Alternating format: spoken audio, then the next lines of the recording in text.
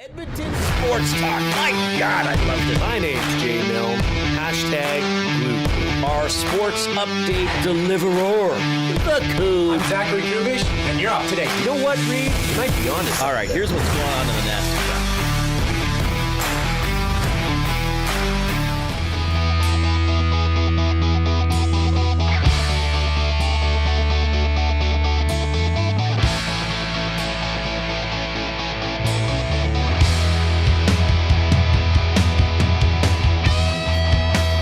Okay, another Oilers game day taking on the San Jose Sharks tonight. The Oilers with the overtime loss last night in Utah.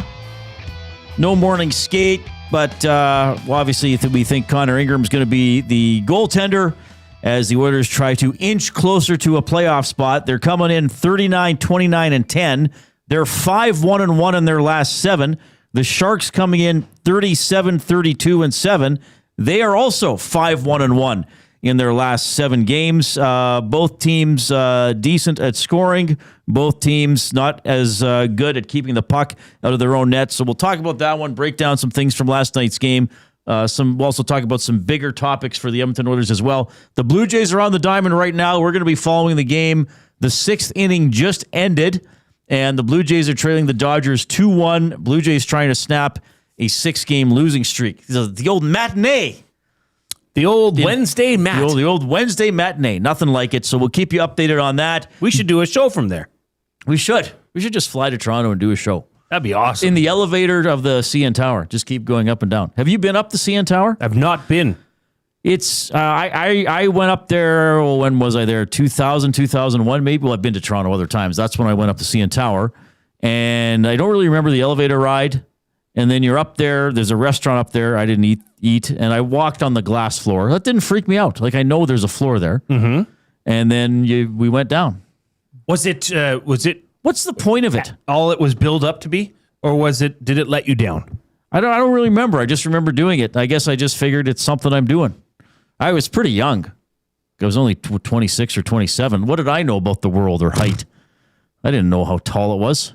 When you're up that high, do you have to refer to it as height? Yes, it's height. Yes. What an amazing height. But yeah, I remember you look straight down on Rogers Center. I don't know if it was called that at the time. It might have still been Skydome. And it's like, wow, Skydome looks pretty small. Because you are pretty high up there. Sure. Why did they build the CN Tower?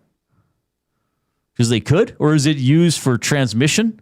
Is it an alien receptacle? It's probably used now for transmission, and it wasn't intended for that use. It's Wi-Fi. Originally. It's just for Wi-Fi. Completed in 1976, primarily to solve critical telecommunications issues. It was a tower. Of CN. There you go. Of CN lights. Mm-hmm. It's a Calgary tower. Calgary Tower's in Calgary. And it's now dwarfed.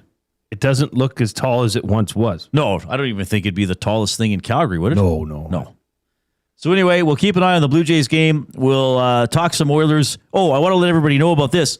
The GCL Diesel Oil Stream pre- and post-game shows tonight are from Hudson's on White Avenue. White Avenue. Yes. Otherwise known as? 82nd Ave? Well, no one calls it that. Not that area of White. Not that part of White. At what point does 82nd Ave become White? Is it the bridge? Mill Creek Bridge. Mill Creek Bridge, and then the other way, it's where it starts by coming to the hospital area, or even further. Garneau. 114th even? Or 112th maybe? I'd say 109th is when White Ave starts from the west. Oh, really? That's what I would say. I would say probably 112 myself. But there's nothing there. It's just a Safeway. Yeah, but I still think that strip there, until then it curves down to go, down towards the cross and all that stuff. Mm-hmm. I still think it's White right until that intersection, which would be, I think that'd be 112th. Yeah, I would say 109th. But for sure, so I have a friend who lives in Garneau there. So sometimes if we hang out, I'll just drive and then we'll walk. And we always say, like, there's White Ave. So say it's 109. Like, technically, White Ave is 109 to past 99th. Mm-hmm. But really, if you say to somebody, well, I'm going to White Ave, you definitely mean between 109th and 99th. and you really probably mean between about 105th and 102nd. And really, the one side of White Ave is better than the other side. That's true. You could probably stretch it to 106th, but then Gateway Boulevard the cool area would be the cool start. Yeah. Like right where Hudson's on White is. Right. That would be the cool start. start. The next block is... Well, I guess MKT's until 99th, there. there's still stuff, but... We should do a show from White Ave. While we're walking down White Ave, giving our reviews of all the spots. Mobile camera. We would just have Coop walking backing backwards. Or we have a big Steadicam mounted on his chest. I think we got the budget for that. We'll have to bring it up in the staff meeting. Yeah, we'll bring it up at tomorrow's staff meeting. So anyway, the GCL Diesel pregame show is at 7 with Tom Gazzola. He's going to be at Hudson's on White. Postgame show right after the game. We'll see if the Oilers can recover here against the San Jose Sharks. We have a lot to talk about today. We have our Bids for Kids event coming up next week to benefit kids sport. That is at the Bell, just off White. In Skona. The Bell in Skona. And sometime in the first hour, we're going to give away a couple tickets for that. Nice. So maybe we'll do that between 3:20 and 3:40. Sure. So that'll be fun. So you can mingle. Who else is going to be there? Gene? Principe is going to be there, is he not? Principe is going to be there. Mark Connolly, Dusty, me, some other EST people. And it'll be a really good night. We were there last year. Fantastic event. We did our show. We did our show from the there. Bell during the day from 3 to 6, and then the event space was upstairs. And I don't think you could stay for the whole thing because I think you had dad duties, but you were there for a little bit. Mm-hmm. The Fords were there last year. Yes. Only one Ford remains as a member of the Edmonton Elks, of course. And it was live streamed on. Oh yeah, on it was. EST That's right. As well. Yes, yeah, it was. A wonderful listen of a stream. So that was pretty cool. Also today, the par 3 at the Masters was played. We were watching it for a bit. It got a little, because it's very much like low or just sort of let's goof around in golf. It's interesting for me because the Masters is this very honor tradition. Don't call it the rough. It's the second cut. You can't even say there are fans. Spectators. You can't even say that. They are patrons. Oh, patrons. They are patrons. You can't even forgive be me. a spectator. You don't play the back 9. You play the second 9. All these things. Yet on par 3 day, it's like, you want your 4-year-old kid to hit a shot? Sure, go ahead. Oh, Jason Kelsey's your caddy? Sure, he can hit a shot. He was mic'd up hitting a shot. Yeah. It's like this. It's all this stodgy. We got to have tradition. We got to be sticklers for tradition, except on the day of the par 3. Yeah. It's kind of like, do whatever. Oh, you want your kid to putt for you? Sure, go ahead. Apparently, did you know there's elevators? So the players drive up and there's a parkade underneath the driving range. I did not know that. And they take an elevator directly up into the players' lounge. So they don't actually have to see or touch anybody. Oh, wow. Before they get in there. I did not know that. And there's an underground tunnel from the clubhouse. It's somewhere out. I forget which hole it is, but there's call it a concession tent, a pimento cheese sandwich tent. Right. And there's a tunnel from the main clubhouse to that area. So I was listening to a podcast. I think Kevin Kistner was talking about it. And he said, have you ever seen anybody come out with a golf cart or a vehicle and restock that? Well, no. How do they get the food there? They tunnel it out. Oh, neat. And boom, you're up into this cheese pimento stand. Oh, cool. We should do our show from there. We should. Just show up. We're just going to do our talk show. What green do you want to spy? Maybe we should eat pimento cheese sandwiches. Give us some pimento cheese. It doesn't sound all that good. They don't sound that good. No. Mojis, I hope I'm saying that right, in the nasty chat, is Funky Pickle still open? I think the Funky Pickle funked off quite a while ago. Oh, baby. I haven't seen a Funky Pickle. Yeah, it's not there. there. And there used to be one 109th and... Or used to be one on Jasper Ave, like 109th, 108th Okay. Street. Well, they tore down that where it was in. Yeah, I think the Funky Pickle is Funky. no longer... It's expired. No longer with us. Mojis also says, I remember the 06 Oilers playoff run on White Ave. Good times. Shirts off for Horkoff. There we go. Mm-hmm. Kevin Hart, as the Big Uke points out, Kevin Hart was caddying for Bryson DeChambeau. Yeah, this is the par 3. And Kevin Hart went up and hit his shot directly into the water. Oh, did we see Hart's shot? I saw it. Oh, you saw it after later? the fact. And then some of these golfers, they had their daughters hitting off of par 3. Yeah. You could tell, I felt as if a couple of them were kind of like, seriously, Dad? Like, well, it's like your dream for your daughter to be there with you, right. and walking the grounds of Augusta National. And, it's the only time that you really get to do this. True. So it is really unique in that respect. Yeah. And I think if you were there watching, sure, you'd want to watch it, but you'd probably get closer access to most of the players than you would during the actual tournament. Yeah, true. So because it's a very tight, it's all kind of based around that pond, back either and forth, in or out. Yeah. So someday we'll be there. Yeah. Playing. Well, probably. Well, we'll see. We've got a pretty fun off-topic related to that in a few minutes. So if you would like to get in touch, we encourage you to do so. I mentioned the Nasty Chat. That's the chat stream going on YouTube. If you are taking us in on YouTube, remember to subscribe to Edmonton Sports Talk, the channel, if you haven't already. And for this show, please click the thumbs up button. Click, click, click. Must you click? Please, please click. Must you click? You must click. Thumb, thumb, thumb. We want to get to at least 100 thumbs every show. We're on a great streak doing that. So don't be a pleasure delayer. Get in there and click the thumbs up. Once you do that, then click the share button.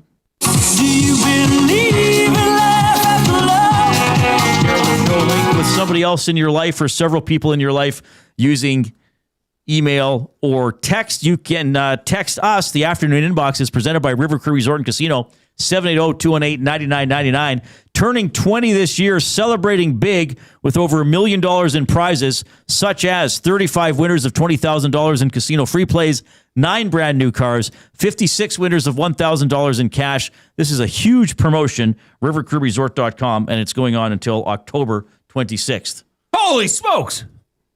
You won't believe it. Did you win money? Scotty Knows 42 says Funky Pickle owners moved back to the UK in 2016. Not sure if it still exists there, but they had a food truck for a while, apparently. I Googled it. The Funky Pickle Co. is an authentic Canadian food truck based in southern England. Oh, neat. So they serve deep dish gourmet pizzas, poutine, and burgers inspired by an Edmonton, Canada eatery. Oh, there we go. It lives on. There we go. We'll have to order some. You know what we should do? We should do a show from there. Okay. Dodgers up 2-1 in the top of the 7th. 2 on and 1 out. Is this Tyler Rogers for the J? I love the guys that throw this way. Do you? The Submariners. Was that like the old Dennis Eckersley? Was he I think he was more of a sidearm slinger. Like Chad Bradford threw basically underhand. His knuckle would hit the mound when he threw. It just looks so. I feel like you'd need to go to a chiropractor. After every game. Though this won't score a run, will it? Sure it will. Blooper to center, play at the plate, and he's safe. 3-1 Dodgers. Rojas coming in. He hit a big home run for them last year, I believe.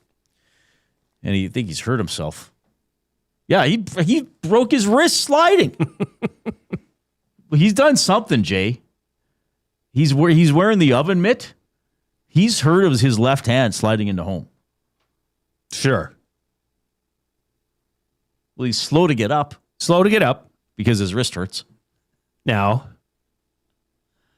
this is a sliding injury in baseball. So, yeah, bloop to center. Look at that pitcher try run. Oh, my gosh. He can't even run. Oh, did his hand hit the catcher's foot as he was coming in? Oh. Yeah, he should not be hurt from that. Come on. I think the catcher stepped on him on purpose. Yeah, moved his toe on purpose. Oh, maybe. Well, hey. Desperate times. Desperate times call for stepping on people. All right, we better get this guy to work here because I know he's got a busy day planned. It's your afternoon headlines presented by 100.3 The Bear, Edmonton's best rock. Stream them on iHeart today. This is Chet Palmer with your sports report. Masters tomorrow. Watch out for Amen Corner. Hey, by the way, Jay, if you're not busy, Tiger could use a ride. 6-5 overtime loss for the locals in Utah. Nobby better get the boys to tighten up tonight in the Shark Tank. Hey, Jason Milne, is that a great white in your pocket, or are you just happy to see me? Got the Blue Jays trailing the Trolley Dodgers. You know, the Blue Jays have lost 6 in a row. They sound like my brother-in-law at the roulette wheel. I'm Chet Palmer. Well done, Chet. That was a low blow on Tiger. But was it? I think Tiger's lost his... I don't know. Didn't he have a certain... I don't know. Aura? That's certain I don't know what. Yeah, like this is now enough. He's now a danger to society. I mean, is his love in over, or was it already over? I know Bones, when we talked about this the first day, said his respect for Tiger Woods was long gone before this last incident. But I think for the mass general public, but here's the deal. If Tiger Woods comes back to Augusta in 2 years, the whole crowd will stand for him and applaud him like he's a hero walking onto the battlefield. Yeah, I mean, it's always... He's a loser. He's a danger. Do you think that? I do. Yeah. If he's driving under the influence, yeah, that's not you good. are an absolute loser. You've got children. Yeah. You should be ashamed of yourself. And yes, can he change? Sure. So he can become an unloser in my mind. But for right now, no. I don't know. Like I just kind of always, maybe not always, but I just view it as he had an incredible golf career. I think he's the greatest golfer of all time, and he's also a human being. And can't take away what he's done. He's done. I was going to say harmful. Well, I mean, there's a lot of things, right? Like the extramarital stuff. Well, that'd be harmful. Yeah. Emotionally. I mean, he's clearly, I've read a couple books about him. He was very close to his dad. He has obviously taken some substances and done some things to try to get through that. I'm not saying I support it or don't support it. I guess I'm just saying I don't think if someone is a great athlete or famous that makes them infallible or rich. Well, it has up until it has with Tiger. It certainly has. How many comebacks has he had from off-course issues? Oh, yeah, but the comebacks don't have anything to do with the fact that he has human struggles. You know what I mean? Yeah, I understand that. But what I'm saying is, A, you're worth $1 gajillion. Have somebody living in all 10 of your houses that you pay $100,000 a year to wait there and drive your ass somewhere if you need it. Oh, for that type of stuff. The driving aspect of it all just takes it over the top. Like, I see what you're saying. Yeah. Think of the lives he could have taken. Well, Thank God he hasn't. Yeah. Including his own. And I don't know. I look at it obviously through a different lens as a dad of 3 girls. And it's unacceptable.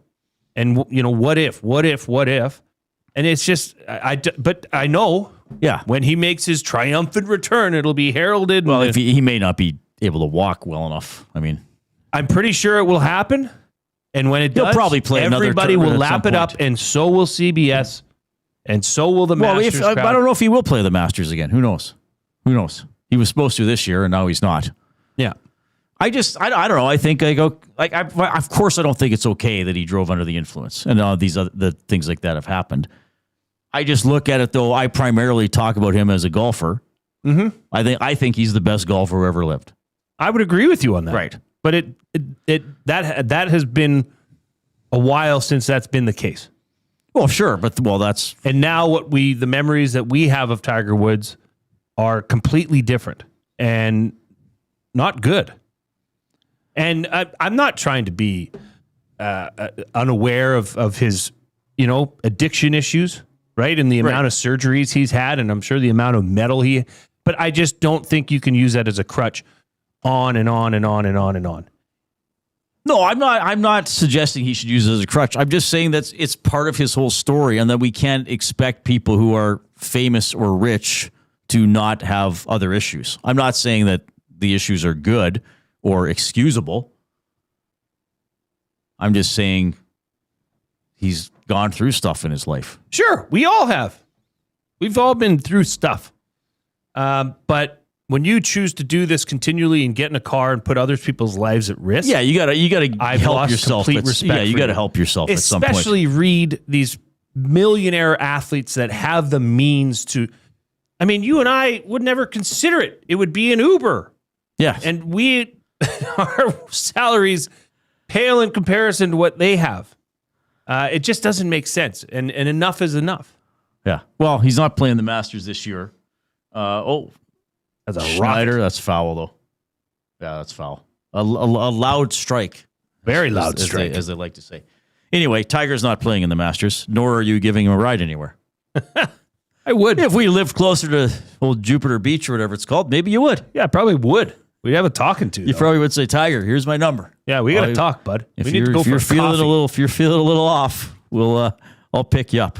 Oh, cool. All right. Sorry, bro. The whole studio almost went down. What because of happened? My fat foot. Oh, did you kick something? We're fine. They were good. That was Chet Palmer for 100.3 The Bear, Edmonton's best rock, streamed up on iHeart today. It is an Oilers game day, which means it is the Hudson's Canada's Pub mystery athlete of the game. So somebody's going to win a $25 gift card to Hudson's Canada's Pub featuring $10 tankards and $6 tequila shots. You can also get the $23.99 adult Happy Meal featuring the drive-in burger, fries, choice of beer, and a limited edition hockey puck bottle opener. Book your reservation now at hudsonscanadaspub.com. So I will give a clue every so often. First person to identify the correct athlete wins the gift card. You must text your guesses to 780-218-9999. That is the River Cree Resort and Casino inbox. Maximum 3 guesses per person. The first clue is 2-time World Series champion.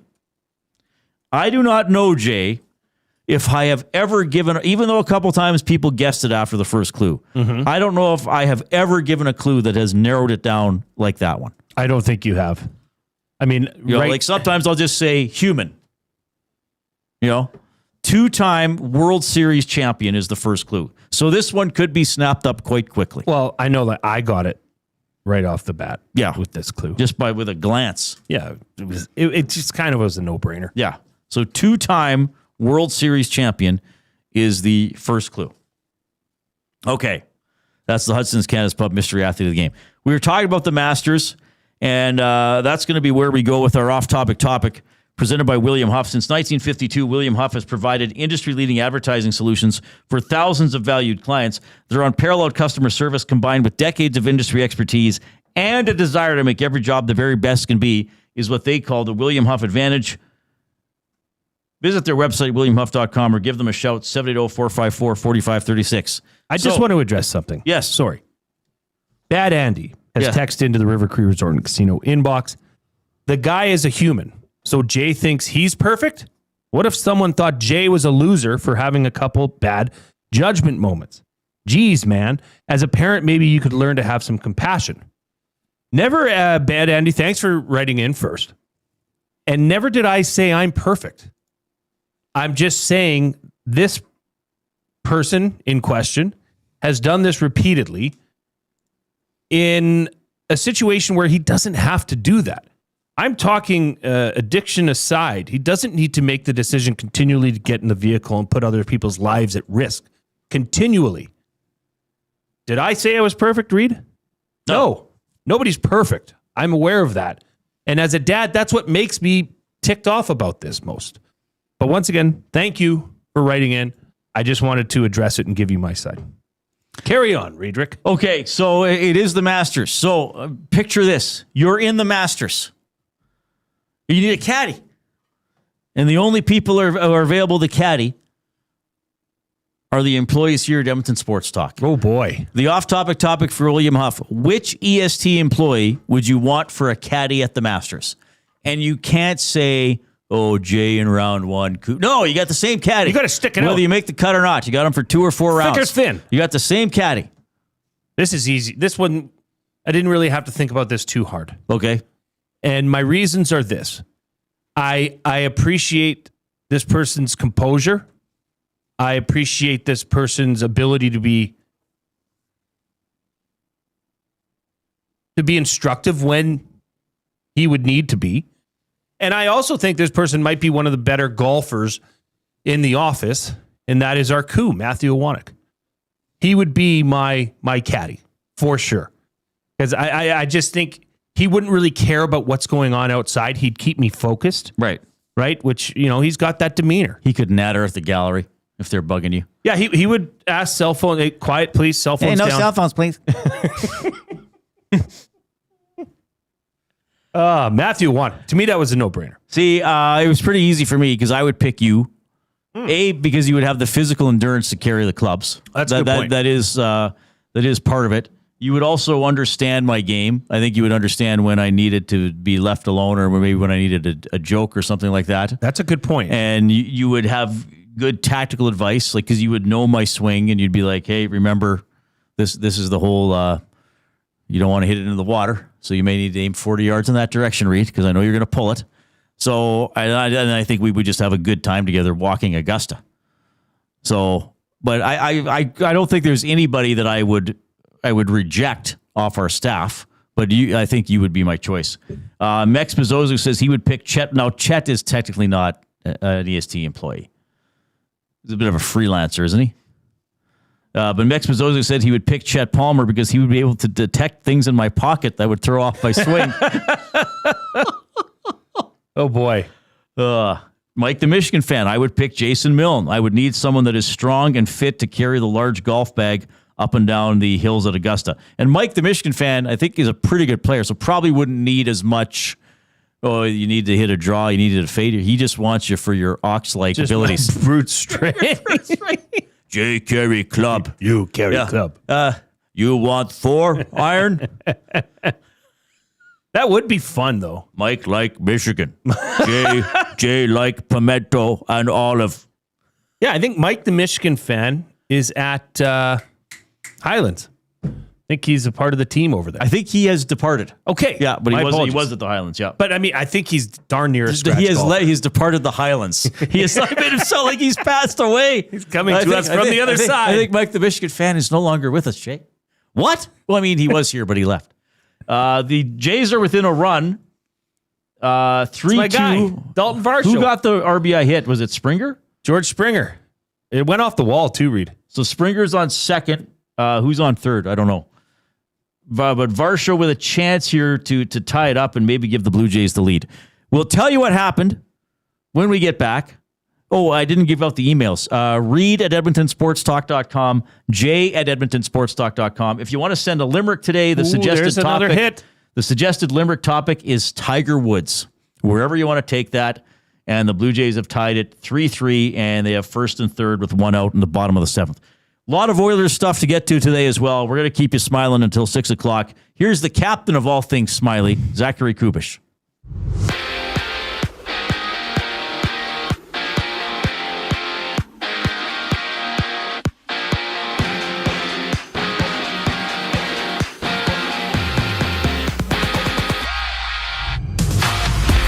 Connor Ingram expected to start for Edmonton as they wrap up a back-to-back out in San Jose tonight. The Oilers tied for first in the Pacific alongside the Golden Knights, while the Sharks are outside of a playoff spot 3 points behind the Predators, who sit in wild card 2. Join Tom Gazzola at Hudson's on White. He goes live for the GCL Diesel Oil Stream pre- and post-game shows. Pre-game coverage starts at 7 right here on EST. A pair of games around the NHL, 3 total on tonight. Buffalo in New York playing the Rangers, while the Capitals and Maple Leafs face off out in Toronto. And the Jays, they're hoping to snap a 6-game slide, their series closer against the Dodgers. Toronto tying the game 3 apiece with a runner on first and third base, 1 out for the Jays. Vladimir Guerrero Jr.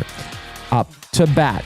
To the NBA, Spurs Blazers, they duel. Both Victor Wembanyama and Stephon Castle are out for San Antonio. Wembanyama with a rib injury, Castle battling a knee issue. We also have the Bucks and Pistons throw down, while the Hawks and Cavaliers tip off on a 7-game slate. The Reid Wilkins Show rolls on following the break. I'm Zachary Kubish, keeping you up to date. 2 guys and a goalie. Jack Roslovic would be worth a 4-year, $5 million contract. Hire or fire it. Jack Roslovic is 29 years old. I like him as a player, man, but I don't know why I feel like if he signs a deal, he just shuts it right. I shouldn't feel this way. The only team that wanted him last year was the Edmonton Oilers. 2 guys and a goalie, presented by GS Construction. Tuesday and Thursday afternoons at noon, only on Edmonton Sports Talk, your clear choice for Edmonton sports. We have what you're looking for. GD Liquidators is Edmonton's one-stop shop for new and used warehouse, office, and industrial items since 1987. You'll find what you want when you want it. Give us a call, visit us in-store, or check out the monthly auctions at gdliquidators.com. 100% Canadian-owned and operated. We have what you are looking for. GD Liquidators. It's a rezzed up reimagining, a cultural celebration, and a smash hit. River Cree Resort and Casino brings you Bear Grease the Musical. Don't miss this hilarious spin on the 70s classic, replacing T-Birds and Pink Ladies with a cast of characters that spotlight Indigenous language, music, and moves with a Broadway flair. Iconic numbers get a bold new spirit in the audience favorite, Bear Grease. April 26th in the venue at River Cree. Must be 18 plus. Get info and tickets at rivercreeresort.com.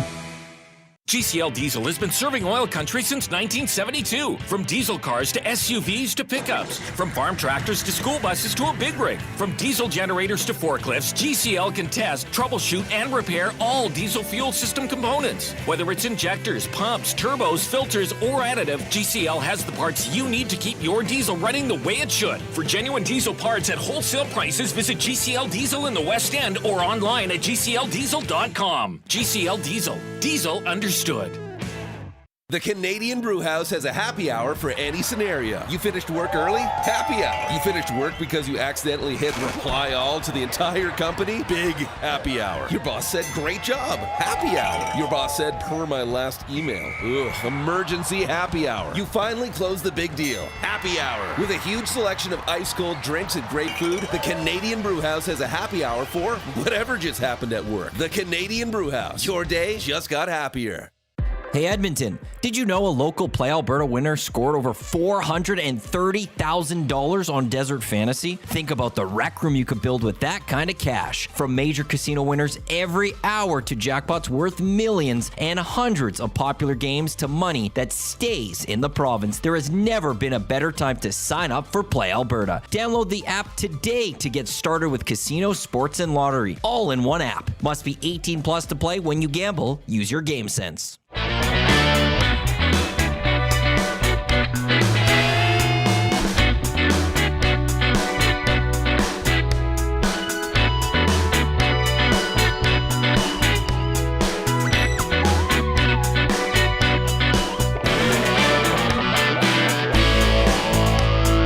Okay, thanks a lot for joining us this afternoon. The Oilers game at San Jose at 8 o'clock tonight, so 7 o'clock for the GCL Diesel Oil Stream pregame show hosted by Tom Gazzola. He will be at Hudson's on White today.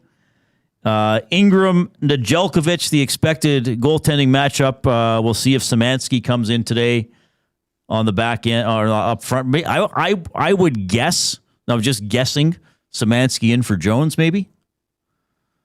Do you think Stastny plays or do you think they roll with Emberson again? No, I don't. I think you'd roll with Emberson.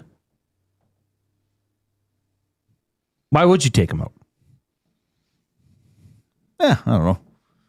Maybe try to switch you guys things had a up. tough game. I don't know. I mean, it's not really Ingram and Ned is the key one. Okay, let me just ask you something quick here, Reed. Yeah. If Ingram is in net last night against Utah, do you think that game has a different outcome? It might. I know that's a tough question. I think I especially didn't like the shorthanded goal. I mean, there are a few things not to like on that play, but that's also one of those plays. Okay, you turned over the puck, bringing the into the blue line. Not great. Okay, Boosh, yeah, you can come back a little harder. Fair enough. But it's a very stoppable shot. Mm-hmm. And this is what we've seen from Ingram. I mean, there was a game last week. Which game was it? Because I was sitting with Awanek. Who did they beat? It might have been, it was either Chicago or Seattle. The Oilers committed a pretty sloppy turnover in the neutral zone. Didn't lead to a breakaway, but kind of led to like one of those partial 3-on-2s. Yeah. Chicago, I think it was Chicago, got a decent shot away. Maybe not like a grade A position shot, but a pretty good shot. Goalie had to take care of it. Mm-hmm. Ingram took care of it. Yep. Thread over. So you're not talking about the team turning over the puck or how they can't transition the puck or how sloppy they are passing. So yes, the power play has had its own struggles, of course, and I know you're going to talk about that a little bit later on. But that needs to be cleaned up. Even that one that was partially fanned on that went in. Okay, well, Jari was expecting a tough shot, like a harder shot. Okay, but it's your job to stop it. Like the NHL is about making difficult plays. You know? Like if all the Blue Jays today went 0 for 4, well, it's Ohtani. How are we supposed to hit him? Well, you're supposed to hit him. Mm-hmm. It's hard. You know, maybe not as much as other pitchers, but you're supposed to hit him. So, And then the overtime goal. Okay, is it a good shot? Yes. Then that's one of those things. If Leon scores that on another goalie, like Ben and Tom were talking, Ben and Tom and Belzy were talking about that last night. If Leon or Connor puts one just under the crossbar on a 4-on-3, you're saying great shot. Oilers power play went out and did their job. From an Oilers perspective, you're thinking Jarry needs to stop that. And what have we seen, Jay? You do the actions. If you're seeing us on YouTube, Jay's doing the Ingram. Like, he gets his shoulders up there. The shots don't float up over his shoulders. He gets in the way. Yeah. So we can't say for sure, but Ingram, as we know, has been a better goalie and has been stopping more. I know he let in 5 against Vegas. I mean, the last one was kind of a garbage time goal, but Ingram has been making more of those key saves. And there have been less shots. There have been far fewer shots with Ingram that you question, that you say, oh man, if only he'd stop that one. And I think that's a perfect example on that shorthanded goal. Like, come on. Like, the Oilers would have had the lead going to the third. Maybe they still blow it. Who knows? But I would like to see that. I think that, well, let me put it this way. They have a better chance of winning any game with Ingram over Jarry. Fair enough. But I thought the Oilers were doing definitely above average for the first 2 periods, gave up the leads, and then the third period was just an onslaught. Yes. Other than the Doc goal for Utah. That was the part that, oh boy, that's not good, because you talked about it yesterday, how that team can just, they just keep their speed moving, their feet moving, and they can just come at you after again and again and again. And I felt that was pretty much the entire third period. I thought the Oilers were somewhat lucky, or if not, they should be happy to have made that game go to overtime. Right. Yeah, I would buy. I even think in the second period it started to shift a little bit. And you know what was odd, Jay? I know in hindsight, and I was just doing it, it's easy to criticize Jarry and say he was a big part of the loss.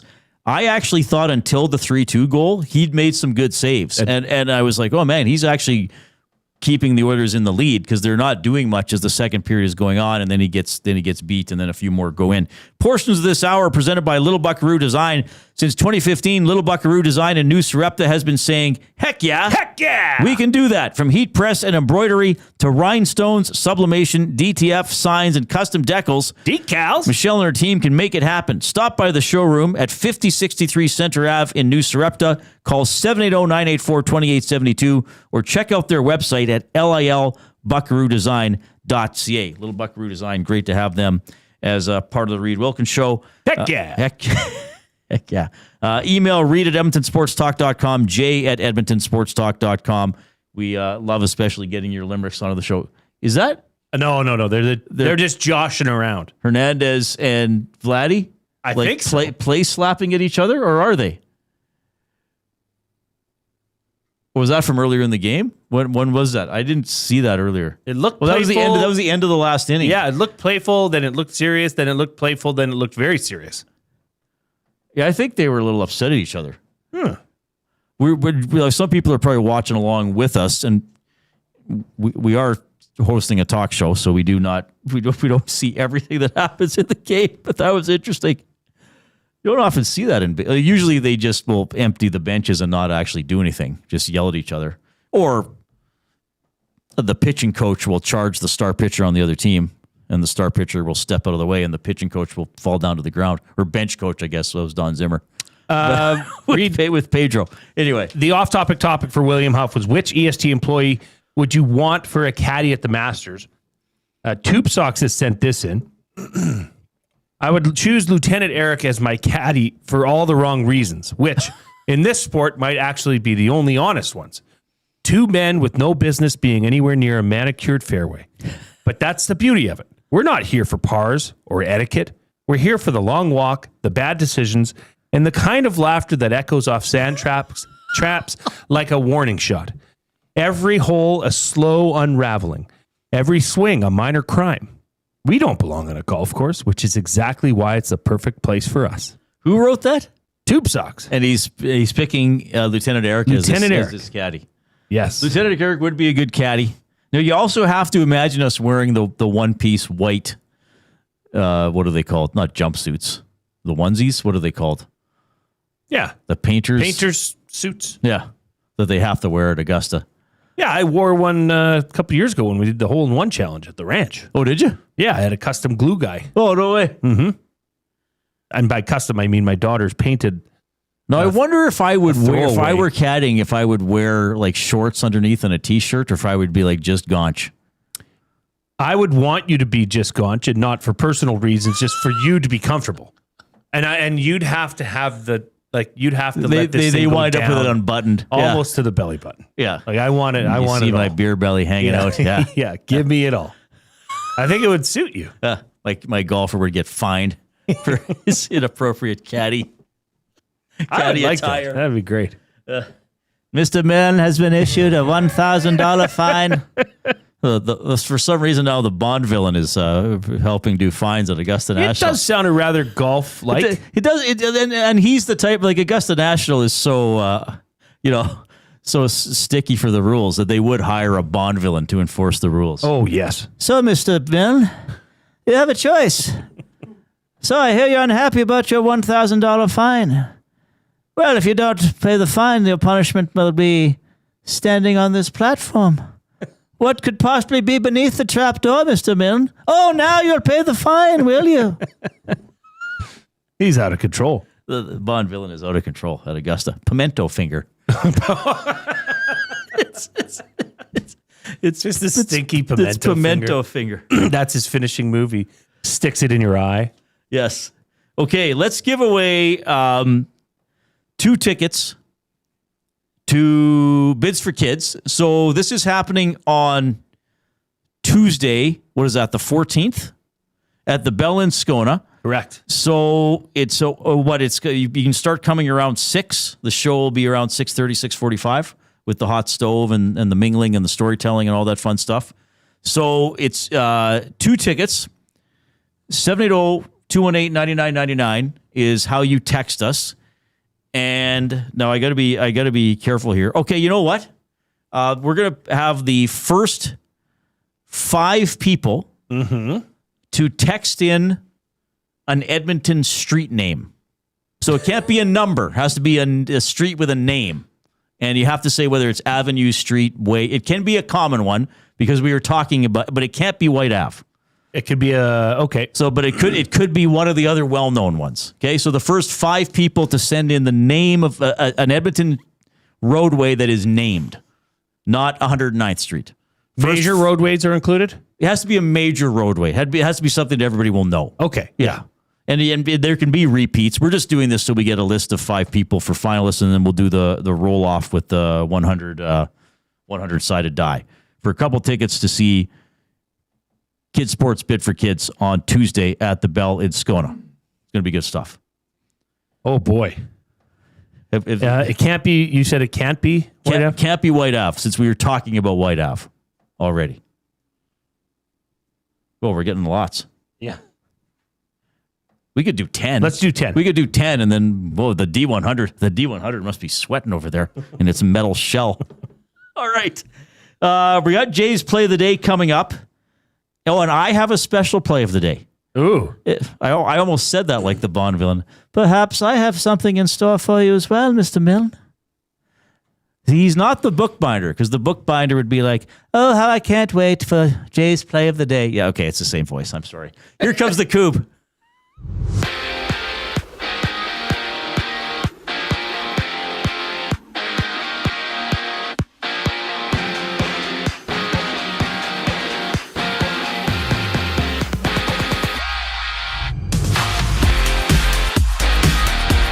Edmonton and San Jose dropped the puck down south. Oilers on a 2-game slide. Sharks winning their past 2 games. The Oilers tied with the Knights for first in the Pacific Division. The Sharks, on the other hand, outside of a playoff spot, 3 points back of the Preds, who sit in wild card 2. Join Tom Gazzola, Ben Thompson for the GCL Diesel Oil Stream pregame show. They share the details on the matchup. Gazzola on location live at Hudson's White Ave for both pre and post game coverage. Tune in starting at 7 right here on EST. Elsewhere, Buffalo is in New York to play the Rangers, while the Capitals and Maple Leafs face off in Toronto on a 3-game slate. For the Jays are tied 3-aside, bottom 8th inning against the Dodgers, closing out their 3-game series.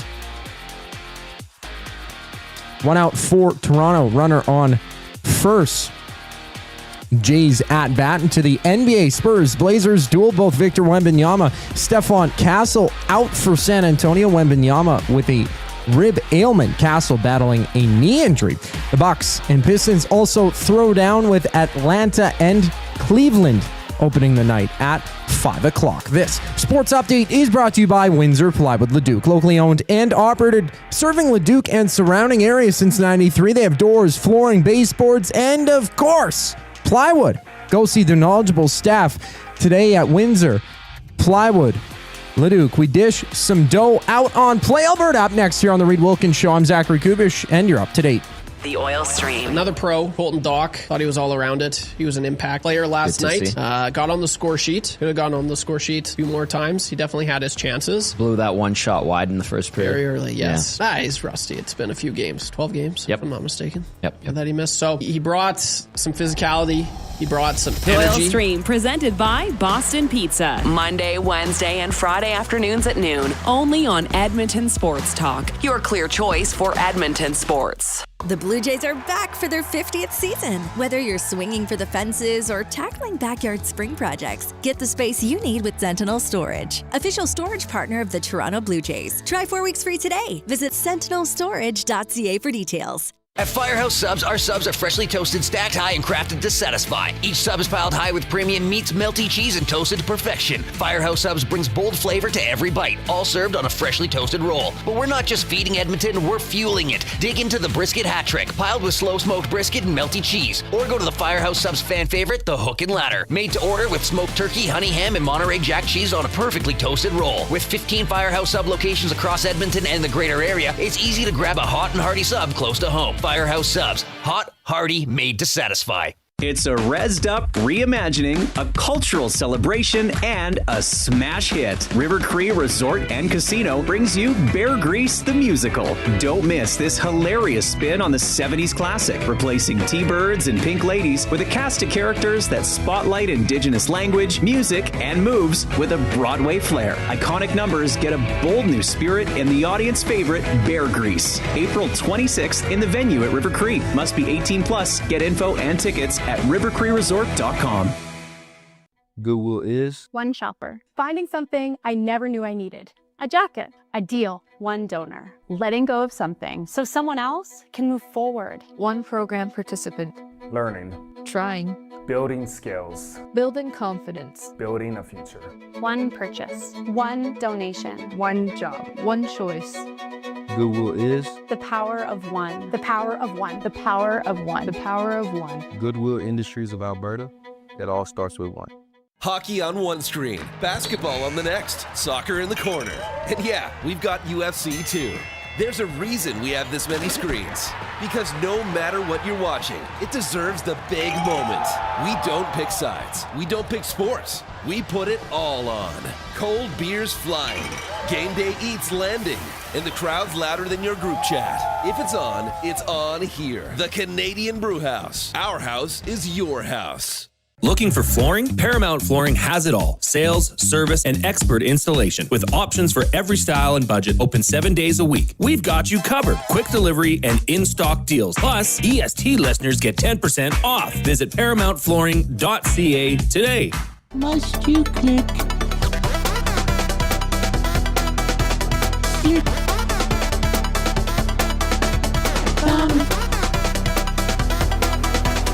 Must you click? Likes the show. All right, there is the Thumb Click remix is put together by Zachary Kubish. If you are taking us in on YouTube today, give the show a thumbs up. We really appreciate it. If you're watching on YouTube as well, Edmonton Sports Talk, subscribe to the channel if you haven't already. The Blue Jays have gone ahead 4-3 in the bottom of the eighth. Jimenez was on first. Schneider was on third. Jimenez stole second, and the throw leaked through and went into center field, so Schneider scored. Now 2 out. Back to the top of the order here. Springer batting, and Jimenez on third. So maybe the Blue Jays can snap this L6 today. What was I talking about?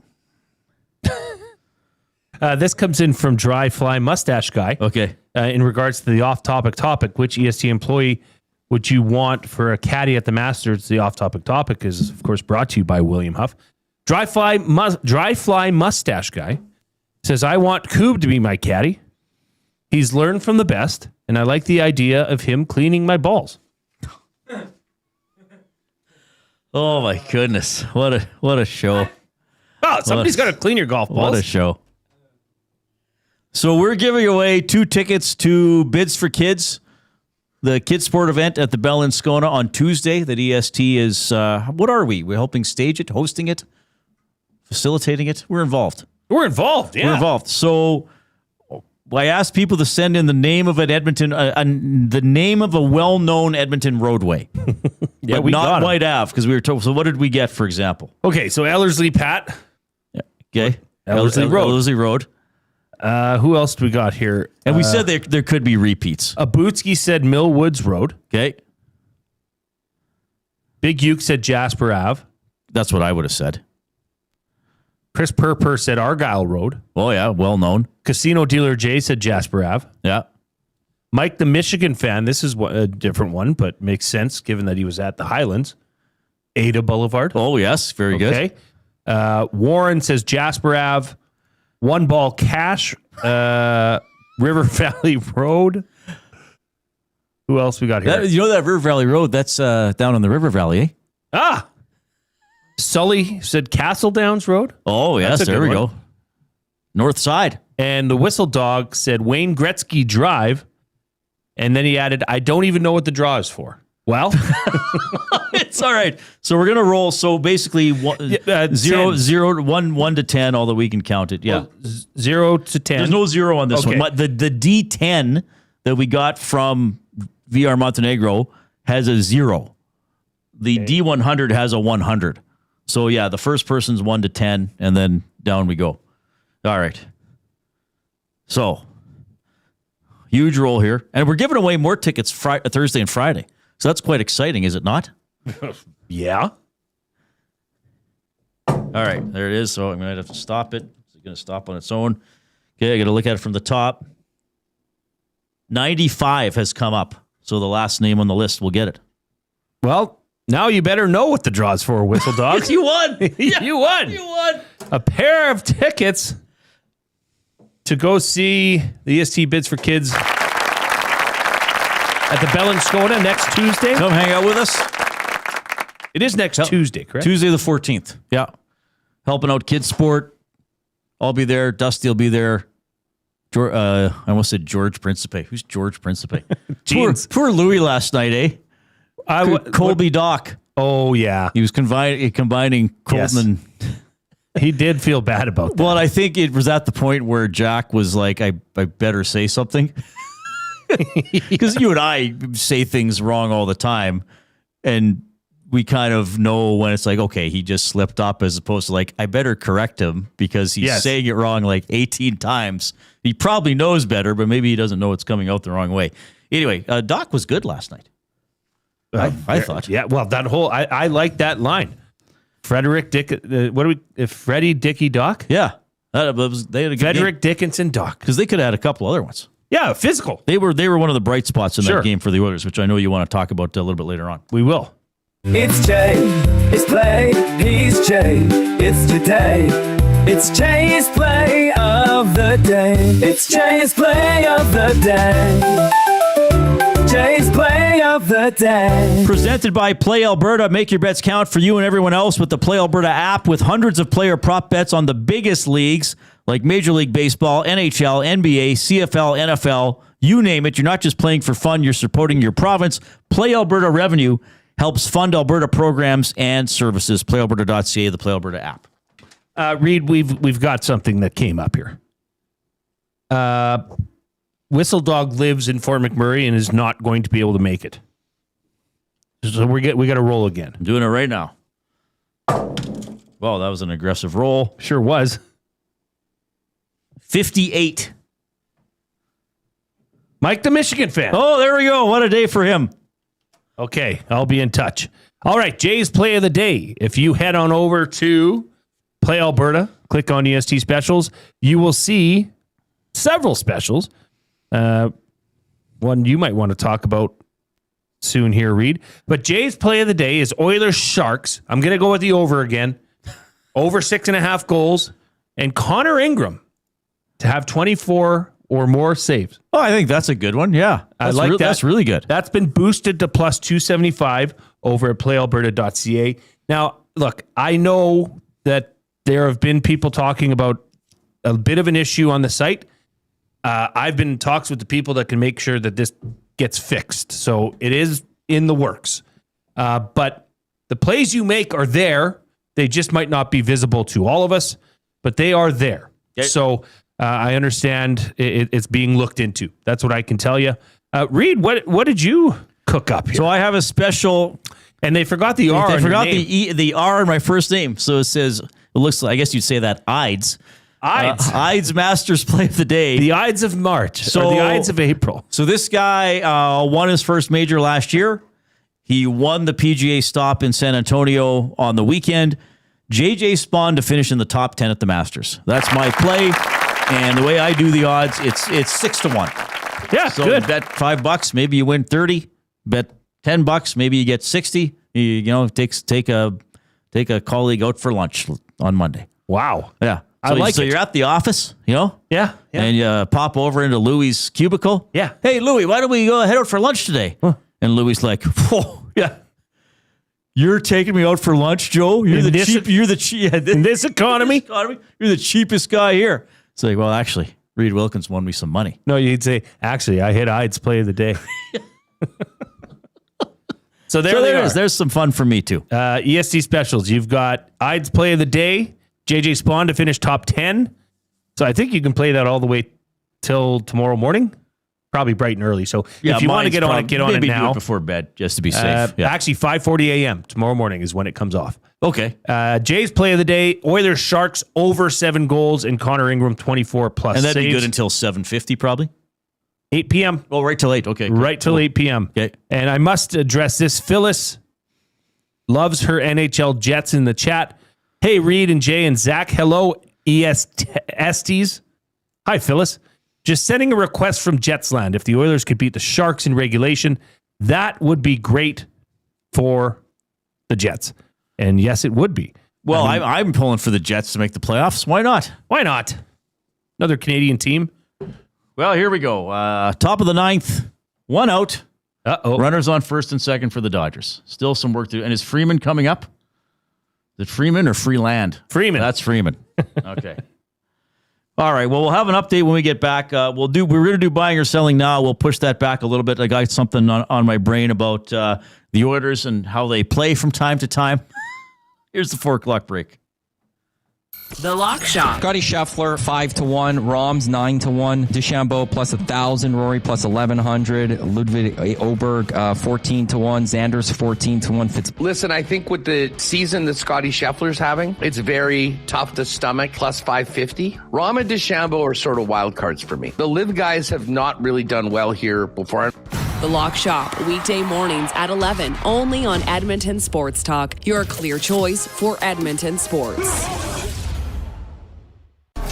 Love the thrill of competition, but prefer to keep it classy? Well, it's as classy as you can get when Dustin Nielsen is the host. Join us April 14th at Bell and Scona for Edmonton Sports Talk Bid for Kids, presented by GS Construction. A night filled with special guests, auctions, and a ton of prizes in support of Kids Bar. No whistles, no play clock, just a room full of generous hearts. EST's Bid for Kids. Get your tickets at kidsportbidsforkids.com. Use promo code ESTBIDS for 10% off. You've always known GCL Diesel as the experts in diesel fuel systems, but did you know that GCL is also your source for turbochargers and turbo repair? As a turbo supplier for Garrett, Borg Warner, and Holset, GCL can provide genuine original equipment turbos at wholesale prices. Whether it's diesel, gas, natural gas, or performance, we can provide you with the turbo or custom repair you require. Turbo questions? We've got turbo answers. Visit us in the West End or online at GCLDiesel.com. GCL Diesel, turbochargers, understood. worksite ready, Western tough. Lamley's Workwear is calling all tradespeople, oil and gas crews, construction workers, farmers, and hard-working Canadians. Built for the job with quality craftsmanship, job site protection, and cowboy-worthy durability. Trusted brands like Airy at Work and Wrangler Rigs, designed for performance and all-day comfort on the toughest sites. No matter the season, Lamley's has the workwear you need. Shop the full range now at lamleys.com/work. LAMMLES. Time for a new career in 2026? Or maybe your kid is still pondering their path. Good news! Weiss Johnson is hiring. Hi, it's Dennis, and not only are we hiring for heating and air conditioning, we're also looking for experienced plumbers and gas fitters. With the growth in residential development, there's no shortage of opportunities at Weiss Johnson. Choose your path with us. Learn from one of the industry leaders, and we will grow together. Receive great benefits and school reimbursement as well. Visit weiss-johnson.com today. You've heard the name, but what does it mean?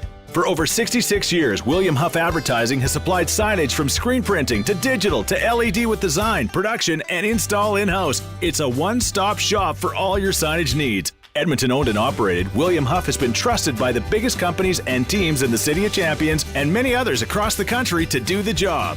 If you're looking for a way to get the word out about your company or event, they are the answer. Go to www.williamhuff.com. Their results speak for themselves.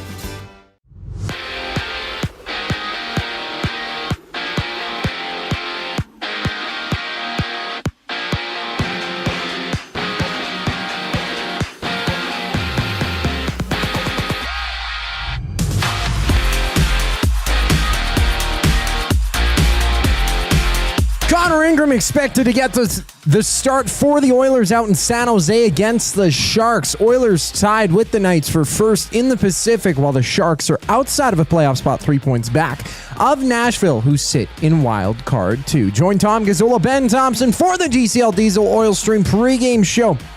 They tee up the matchup with Gazzola on location. Hudson's wide out for both pre and post game coverage. Tune in starting at 7 right here on EST. Only 2 other games in the NHL. Buffalo out in New York against the Rangers, while the Capitals and Maple Leafs face off in Toronto. And right now, Jays, Dodgers just wrapping up. Jays snapping a 6-game slide, beating the Dodgers 4-3 to avoid the series sweep.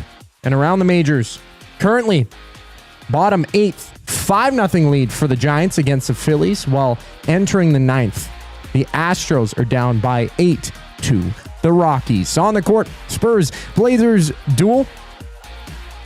While the Bucks and Pistons throw down, we also see the Hawks and Cavaliers tip off on a 7-game slate. I'm Zachary Kubish. That was your sports update. Hour 2 of the Reid Wilkins Show starts right now.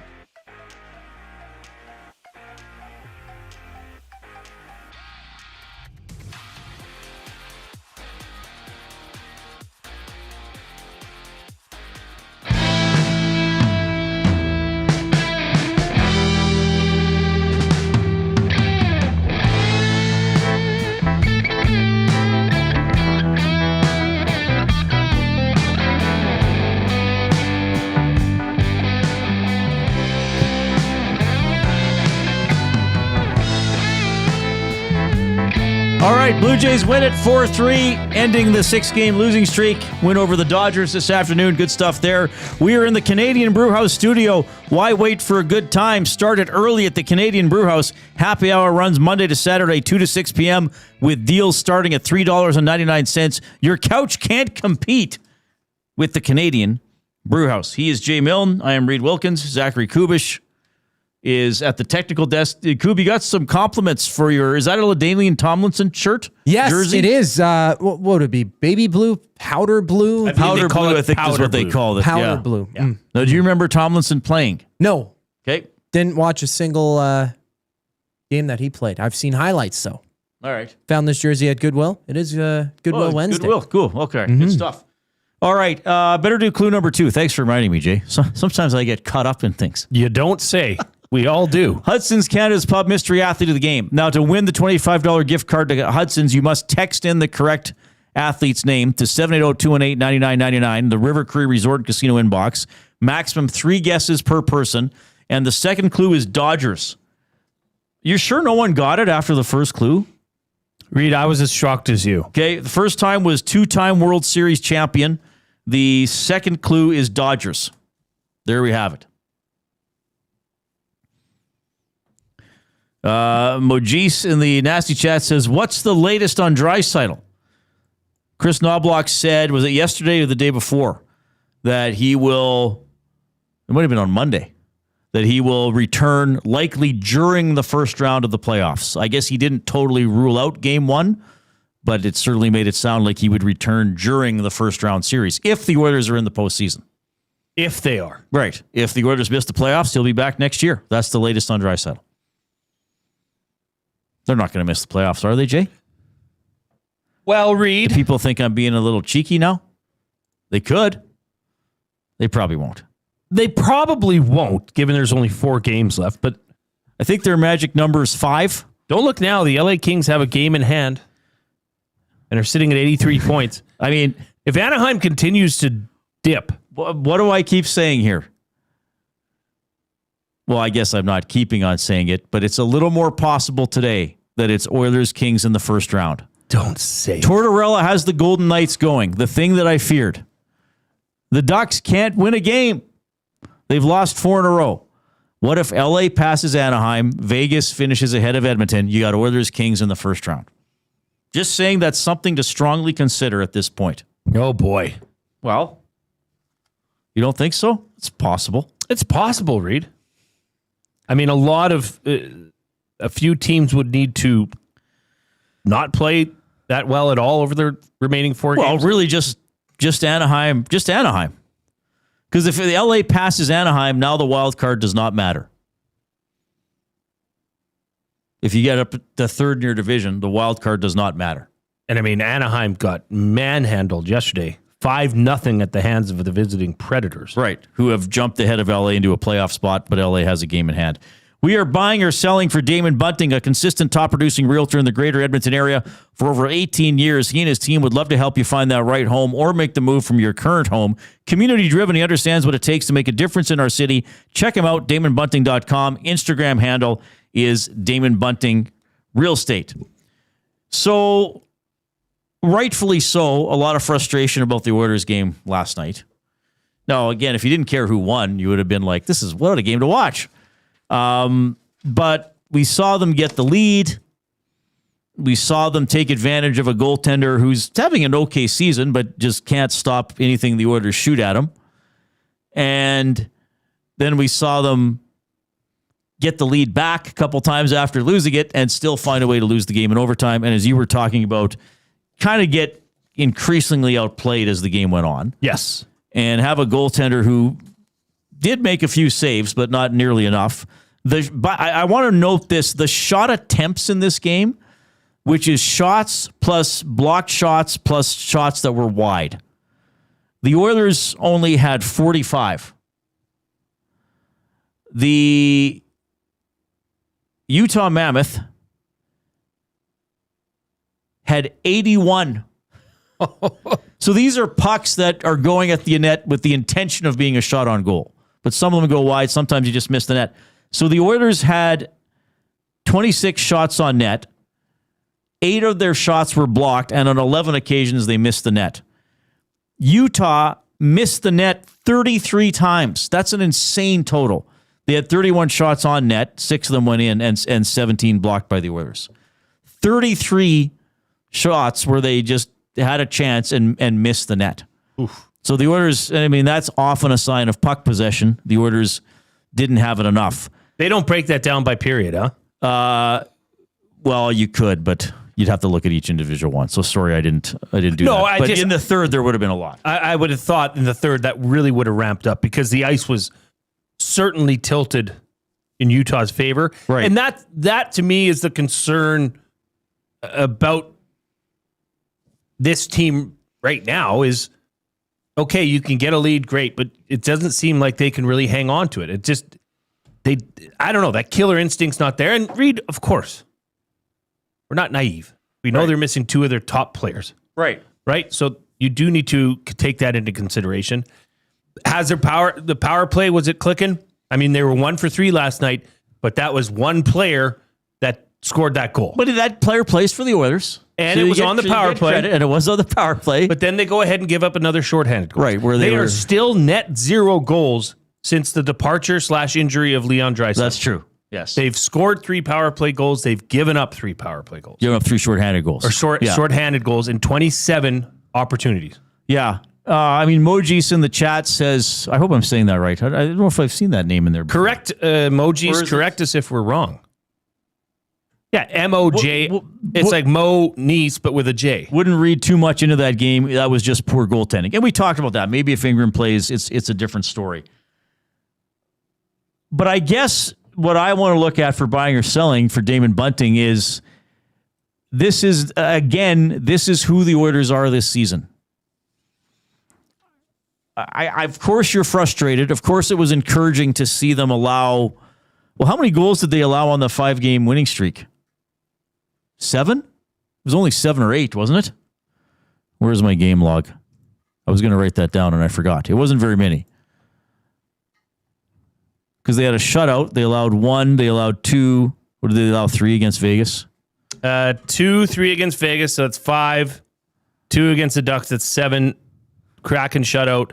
1 against the Blackhawks. So they had a 5-game stretch. They only allowed 8 goals. Mm-hmm. Now they allow 11 in their last 2. Correct. So, maybe it's just a one-off. We'll see. Maybe it's just goaltending. But I guess I'm both agreeing and disagreeing with that comment because what I'm putting forward is this is the Oilers. They can check. They can lock it down. Probably better than they could earlier in the season because they have Ingram, who generally has been good. I'm not saying spectacular, but I think good. Mm-hmm. I think Ingram has given them good goaltending. Sure. Because whenever I say that, somebody always says, he's not Vasilevsky, Reed.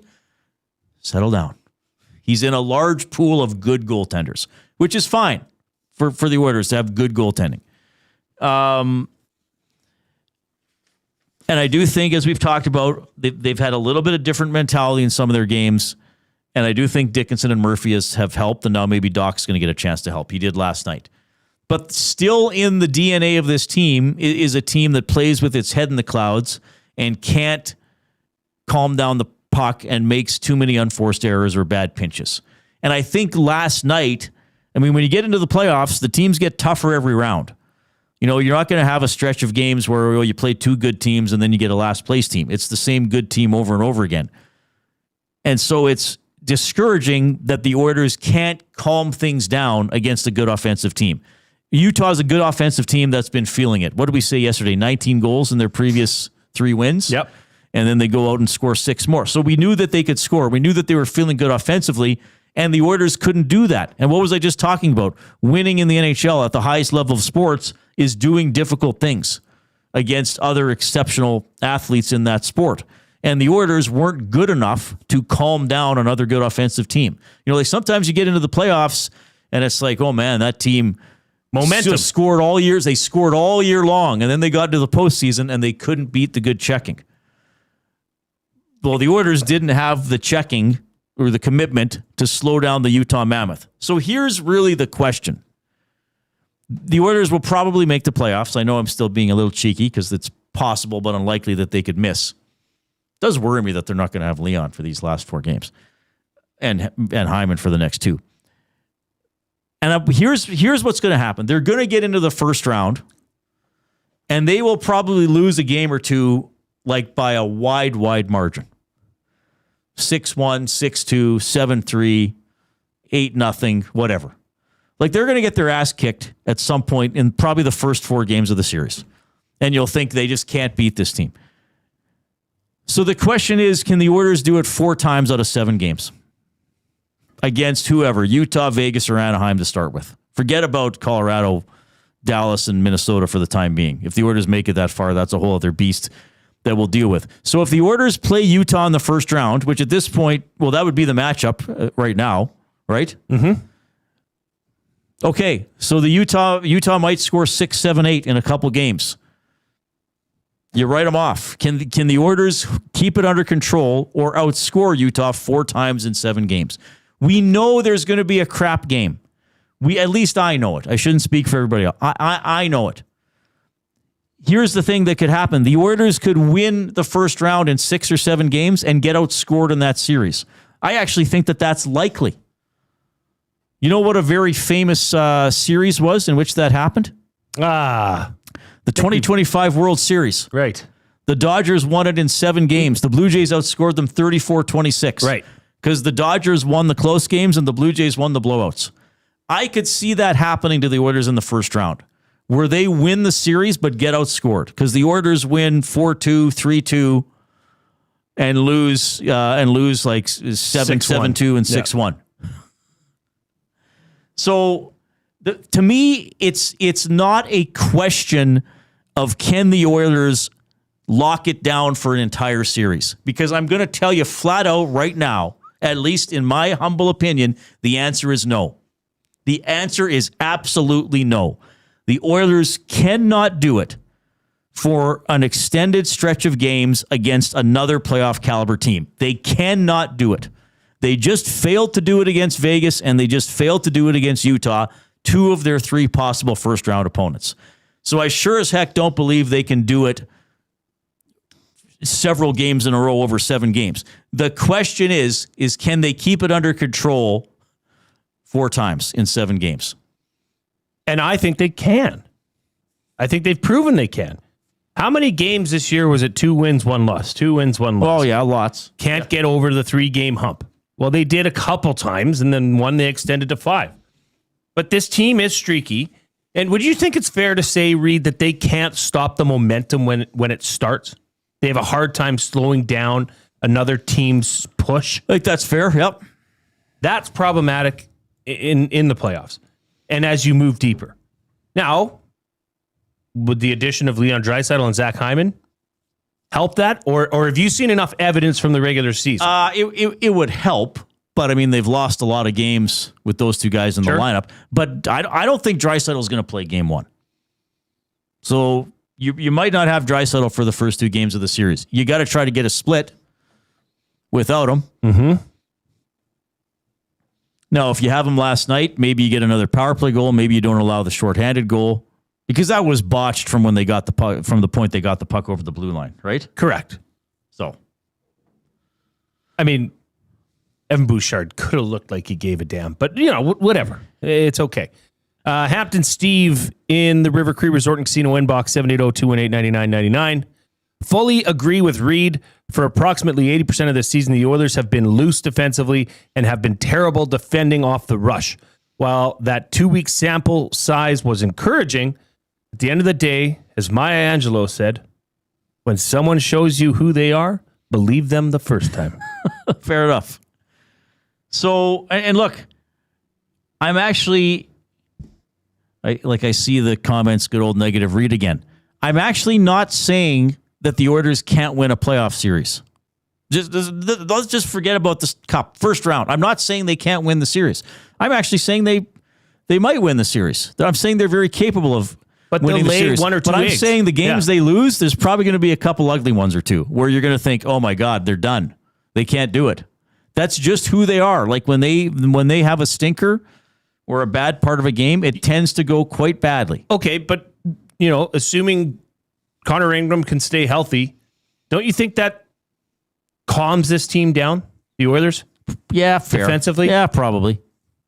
So I think there's a few X factors here that nobody will know until the time arrives, but I think Connor Ingram is clearly a big part of that. And I think he's one of the biggest X factors for this team should they get into the playoffs. Well, hopefully he has a good game tonight. I mean, he did allow 5 against Vegas on Saturday. I don't think any of them were bad goals, but he's looking to bounce back a little bit personally as the Oilers take on the Sharks. It's an 8 o'clock game. At 7 o'clock, we will have the GCL Diesel Oil Stream pregame show hosted by Tom Gazzola from Hudson's on White, and then he's there after the game for the postgame show to break it down. Game number 79 of the Edmonton Oilers season. You can text us 780-218-9999. That is the afternoon inbox presented by River Cree Resort and Casino. They have Tap 25 there. Great place to go for a bite to eat. 50% off the entire menu at Tap 25 is available 7 days a week from 2 to 5 p.m. So we're in that window right now. Pretty cool. All right, 780-218-9999, River Cree Resort and Casino inbox. Should I just do clue 3 now? Sure. All right. Clue number 3, Hudson's Canada's Pub Mystery Athlete of the Game is Red Sox. 2-time World Series champion, Dodgers, and Red Sox are the clues. Now, yesterday we had to go into a little bit of overtime to get a winner. We did. Hopefully that's not needed today. Okay. Hopefully that's not needed today. We have the Oil Understood for GCL Diesel coming up. We're going to look at, I'm being all doom and gloomer. We got some positives from last night. Sure. And some possible playoff matchups to discuss as well. Here's Coop.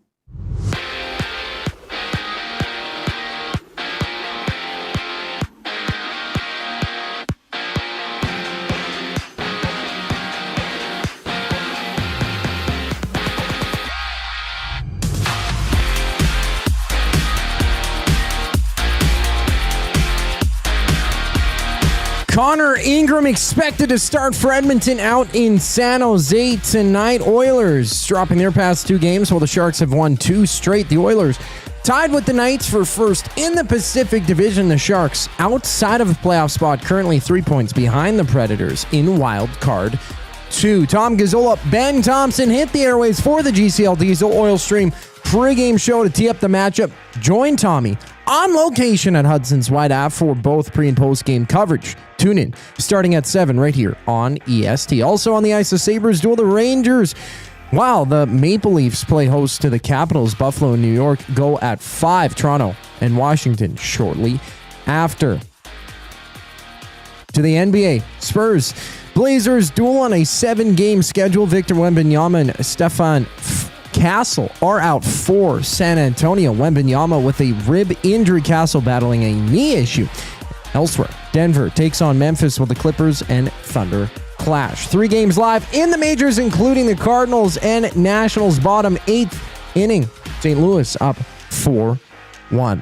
This sports update is brought to you by The Ranch. The Ranch Golf Club delivers premier conditions, top-notch service, and unmatched value every round. That's why they're Alberta's choice for top 4 corporate golf events. Visit theranchgolf.com today to find out more. The Oil Understood up next here on the Reid Wilkins Show. I'm Zachary Kubish, keeping you up to date. The Nielsen Show with Lieutenant Eric. TSN's Darren Dreger. The Matthew Darsham New York Islanders have been thinking about this for a while. We're making a coaching change in the offseason. Why does the offseason have to be at the end of this regular season? I know there's, 3-4 games remaining. They still have a little bit of real estate left. So if this is a shot in the arm and there's a coach bump, well, then it's a decision that was timely for sure. The Nielsen Show with Lieutenant Eric. Weekday mornings 6 to 9. Only on Edmonton Sports Talk. Your clear choice for Edmonton sports. Hey Edmonton, did you know a local Play Alberta winner scored over $430,000 on Desert Fantasy? Think about the rec room you could build with that kind of cash. From major casino winners every hour to jackpots worth millions and hundreds of popular games to money that stays in the province, there has never been a better time to sign up for Play Alberta. Download the app today to get started with casino, sports, and lottery, all in one app. Must be 18 plus to play. When you gamble, use your game sense. When you cater with Royal Pizza, you're getting the same great pizzas, pastas, and salads you love, just bigger and built for a crowd. Perfect for teams, offices, or parties, Royal Pizza's catering brings real value around $10 per person. Delicious, high quality, and easy. If you like their pastas, you'll love their catering pastas even more. Visit royalpizza.ca or contact your local store for exact pricing and details. So come on home, Royal Pizza, still making it great. At Firehouse Subs, our subs are freshly toasted, stacked high, and crafted to satisfy. Each sub is piled high with premium meats, melty cheese, and toasted to perfection. Firehouse Subs brings bold flavor to every bite, all served on a freshly toasted roll. But we're not just feeding Edmonton, we're fueling it. Dig into the brisket hat trick, piled with slow-smoked brisket and melty cheese. Or go to the Firehouse Subs fan favorite, the Hook and Ladder. Made to order with smoked turkey, honey ham, and Monterey Jack cheese on a perfectly toasted roll. With 15 Firehouse Sub locations across Edmonton and the greater area, it's easy to grab a hot and hearty sub close to home. Firehouse Subs. Hot, hearty, made to satisfy. When gambling, set a budget before you play. Stay informed and visit GameSenseAB.ca to learn how. Remember, if you gamble, use your game sense. Since 1952, William Huff has been the heartbeat of Edmonton's advertising world. From humble beginnings to a citywide powerhouse, we've been the go-to for signage from print to design and installation. Partnering with Edmonton's top sports franchises and major events, we've helped shape the city's global reputation. Our secret? Unmatched customer service, decades of experience, and a passion for excellence we call the William Huff Advantage. Visit us online at williamhuff.com.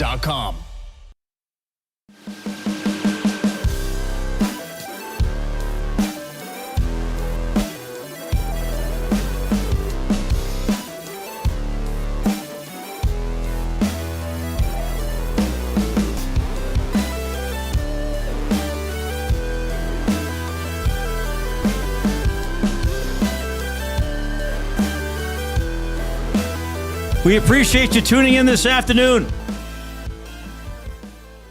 I'm out of breath. I had to run down the hallway to get my water. I'm all. You sure you were running? Well, it was a controlled walk. Oh my goodness! It is an Oilers game day. They are visiting the San Jose Sharks tonight at 8:00. Drew Remenda, Sharks broadcaster, is going to join us around 5, and we're really excited at 5:30 to feature our Pasta Pantry Athlete of the Week. Her name is Ellen Rick. She has qualified for the Boston Marathon, which is Monday the 20th, right? So in about a week and a half, 12 days, I guess. First time, and she has quite the story about getting there, about qualifying. We'll let her tell it, but I can tease it this way. She's met the qualifying time before, but wasn't allowed to run. How does that make sense? Well, we're going to find out. Well, maybe it doesn't. But we like runners. You know, we should have her on as our Athlete of the Week. Edmonton Sports Talk presented by Play Alberta, your home for online gaming excitement, featuring casino games, live dealer action, lottery, instance, and sports betting. With the Play Alberta app, you can take the fun with you anywhere. Download the app or sign up at playalberta.ca. What's your play of the day, my friend? Oilers, Sharks over 6.5 goals. And Connor Ingram to have 24 or more saves. Okay. So if you click on, if you go over to playalberta.ca, click on sports, click on EST specials, you will see Jay's play of the day. Oilers, Sharks, 7+ goals, and Connor Ingram, 24+ saves. Boosted to plus 275. Okay. What's I have a special one. I'd's play Does of the it day. still have the first letter of my name missing? Yeah, we're gonna keep it. That's the way it is. We're not gonna correct it. It's officially I'd's play of the day, Masters play of the day. So mine's for golf. JJ Spawn to finish in the top 10 at the Masters. I like it. It's 6-1. What is it in the way? So it would be plus 505. Plus 505. So 605 to 1. So really, put $1 on it. Why not? Win $6. Got a couple coffees. You and Louie in the next cubicle can go for coffee. Thanks to Ide's play of the day on Play Alberta. All right. Yeah, Oilers tonight. Drew Remenda coming up at 5. Blue Jays did win. We were watching that 4-3 over the LA Dodgers, so they snapped their 6-game losing streak. Oh, I gotta bring this up. And for people listening at home who saw it, I showed it to you. Well, I was listening on the way home, driving home. Our buddy Ben Schulman. Yes. Listened to the stream. So John Schneider gets ejected. Gosman is called for a balk. He comes out of the dugout, gets ejected, and then really goes to town. Then he really started arguing. Yeah. We were watching the video on YouTube today. It looked like he was going to kiss the umpire. Yeah, it was a classic manager-umpire face-off. Yeah, and Schneider is... The team at that point had lost 5 in a row. I think they were down 2-0 in the game. The minute he left the dugout, he's going to try to get ejected. Yep. And the umpire probably knew John wants me to toss him. Sure, it's as close to a fight in an NHL game when your team's on a bit of a skid and you need to pick me up. It's a tactic. The manager goes out there, and so what happened was the home plate umpire called a balk, and you could see, and the guys I was listening to, Schulman and his color commentator, the name escapes me now, we're talking about this. Often when there's a balk, a couple umps, or all four, well, that's a balk. So what did we see him saying? Like, Schneider's going like, oh, you saw it, eh? Like, you're the only, you could see amidst the profanity, him saying like, you're the only one who saw it. Hey, you know better than everybody else. Yes. So he tossed him. And then Schneider, like, I think threw his cap into the dirt and their nose, and the ump was just kind of like going like, okay. I think he was saying, okay, I hear you. Yeah, I'm hearing you. I hear it. Yeah. And he was pointing, like, exaggerated. His face is just red. And then you could see him saying, like, you better go now.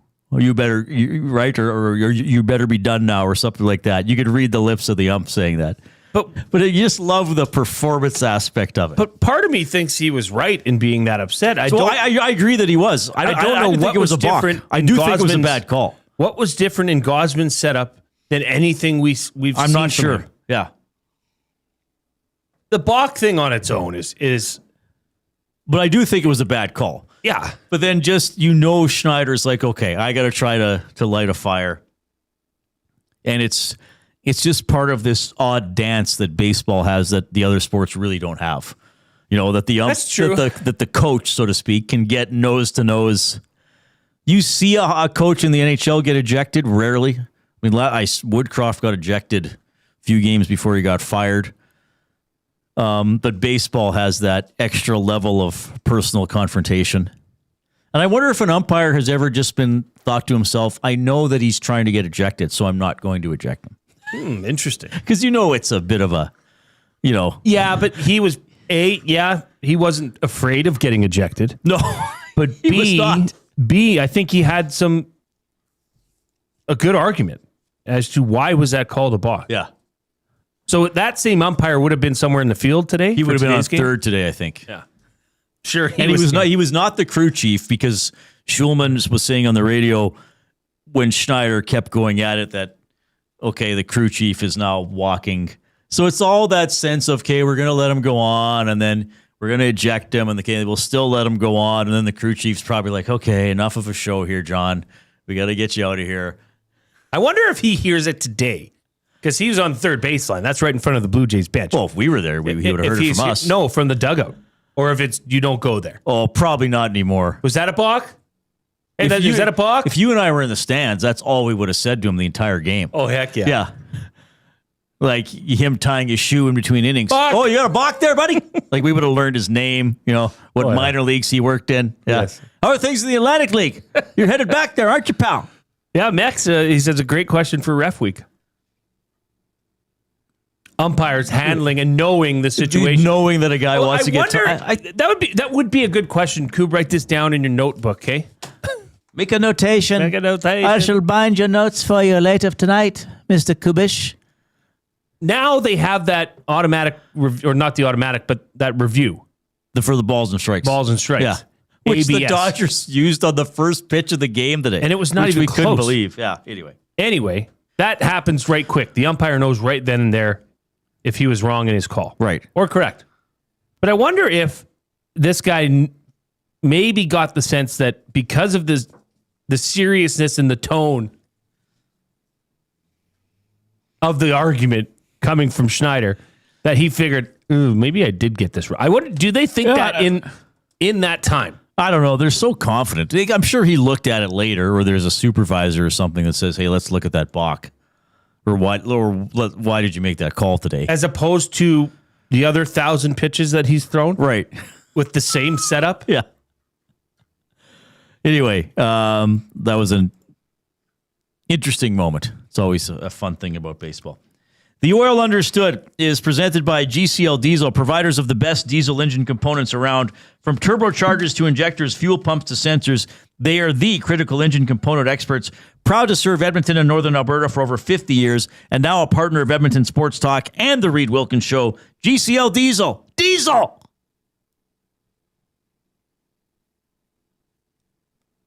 Understood.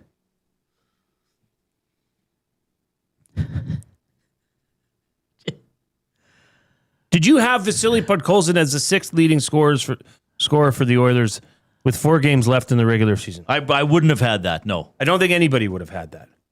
I mean, 18 goals, Reed.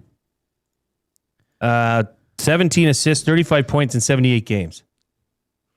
mean, that's not top 6 pods. That's top 3 pods now. Well, yeah, it is. Yeah. He's playing top 3 minutes. I mean, so we're talking bright spots from last night. Has Podkolzin not scored a goal darn near exactly like that? Maybe like last year? Well, you know what? That was similar to the goal he scored near the end of Game 6 of the Stanley Cup Final. Didn't he put but also in Game 4 when they came back from 3-0 down, he scored from a rebound and tight like that. But he cradled the puck and then just moved around in front and kind of boxed out the goalie. He's good. Yeah, I mean, he's playing very well. He's certainly exceeding expectations. Okay, I thought Colton Dock, Jason Dickinson, Trent Frederick, I thought they were hitting a lot. Yep. Pretty much anything that moved when they had the chance. And what have you said, or what was said? I mean, I know you've said it, but I'm sure many others have said it, that it's not that Trent Frederick doesn't want to hit people, but was he getting to the spots where he was able to hit people earlier on in the season? So that's got to be encouraging, Reed, to have a line that has 2 guys that can agitate you in Colton Dock and Trent Frederick, right? That line was a plus. I think depth scoring. I think they scored 4 goals, 5 on 5. Lazard did the Lord's work. Fantastic. I think just getting to 5 goals without Hyman and Draisaitl, they could do it, is important, and mostly 5 on 5. Yeah, and it wasn't all McDavid got 4 goals or 2 goals and 2 assists, right? Because that was a serious concern when Leon Draisaitl went out with his injury. Right, is who's gonna how is this team gonna make up for goals? How many guys got points? Weren't you keeping track of that? 13 different Oilers got points because guess who got a point last night? Jari. So of the 19 people who played in the game, because Ingram did 13 out of 19. Not bad. Who got 2 points? Just McDavid. Everybody else got exactly 1 point. So, yes, I mean, to be fair, there were positives from the game last night. I think I put on X. The good news is the Oilers got to 5 goals without Hyman and Draisaitl. The bad news is pretty much everything else about the game.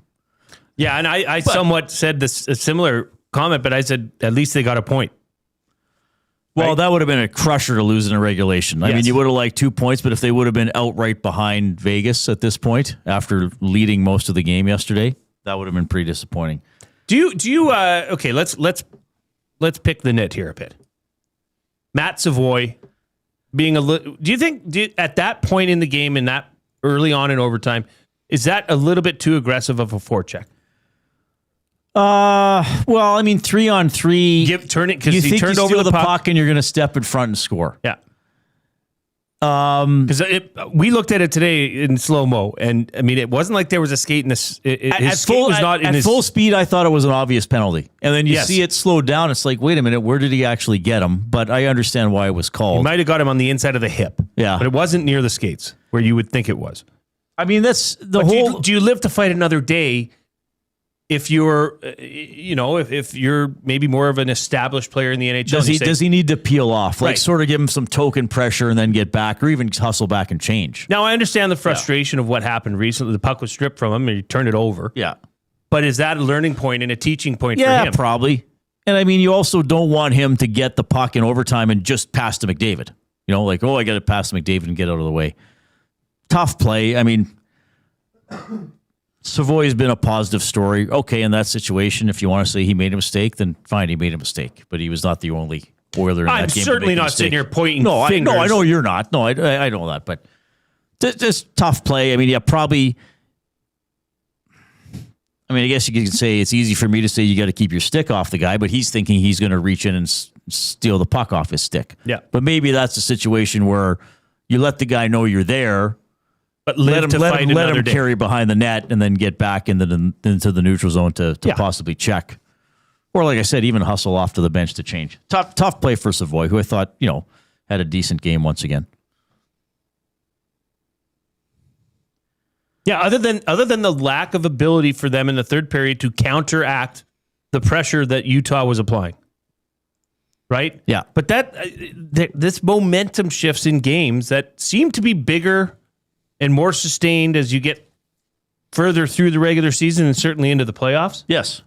I really do think that having Connor Ingram in net could have, possibly changed that game and not let it get to that. Because that happens when Utah says, oh, we got these guys on the ropes. Let's take it to them. And you're pumping your legs. You're moving. What's the word I always say? You got a motor. Right. That whole team had a motor in that third period that was just revving higher than the Oilers, and they couldn't handle it. Yeah, I think like Utah, I think they're a dangerous opponent, especially if they can score like that. Logic would suggest they're not going to go 6 goals a game in a playoff series because they'd be a little over 6 goals a game for their last 4 wins. They're going to have to try to tighten it up too. Let's play this game then. Who would you rather the Oilers face in round 1? Would Vancouver?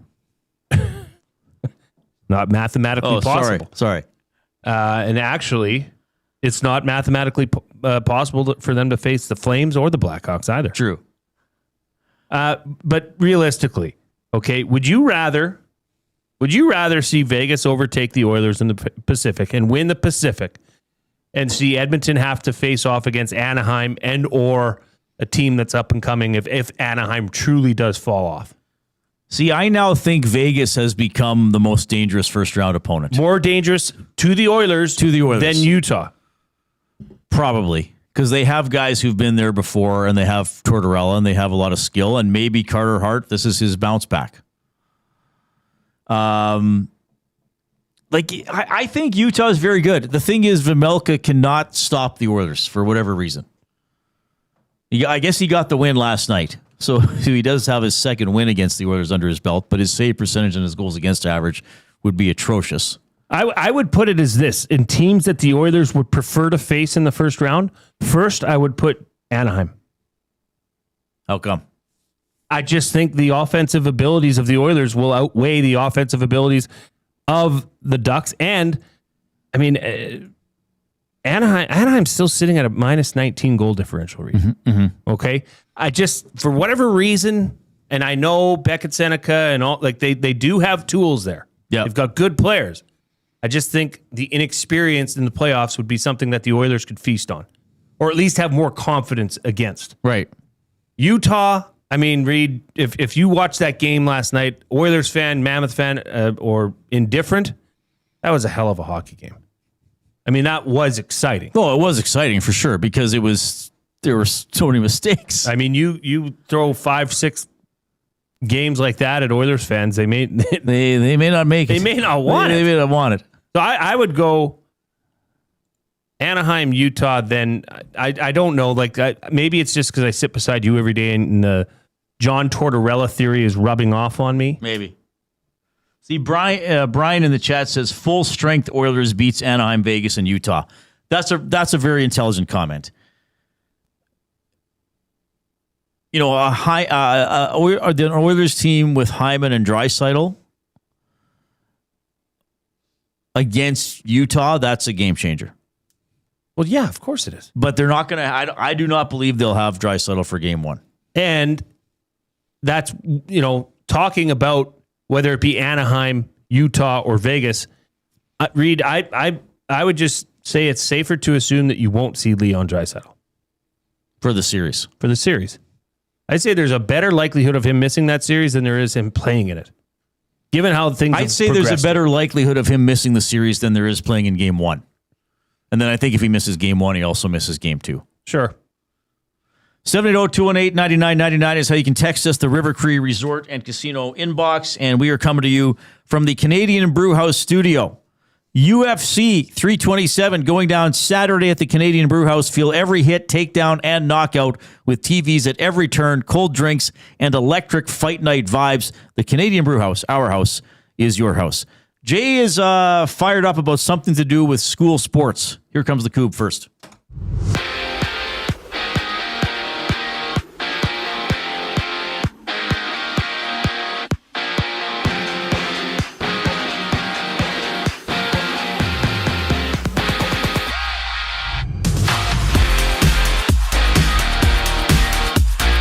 Edmonton hits the ice in San Jose to face the Sharks. Connor Ingram expected for the Oilers. Alex Nedeljkovic starting for San Jose. Going Tom Gazzola, Ben Thompson. They hit the airwaves for the GCL Diesel Oil Stream pregame show teeing up the matchup. Gazzola live on location at Hudson's Wide Ave for both pre- and post-game coverage.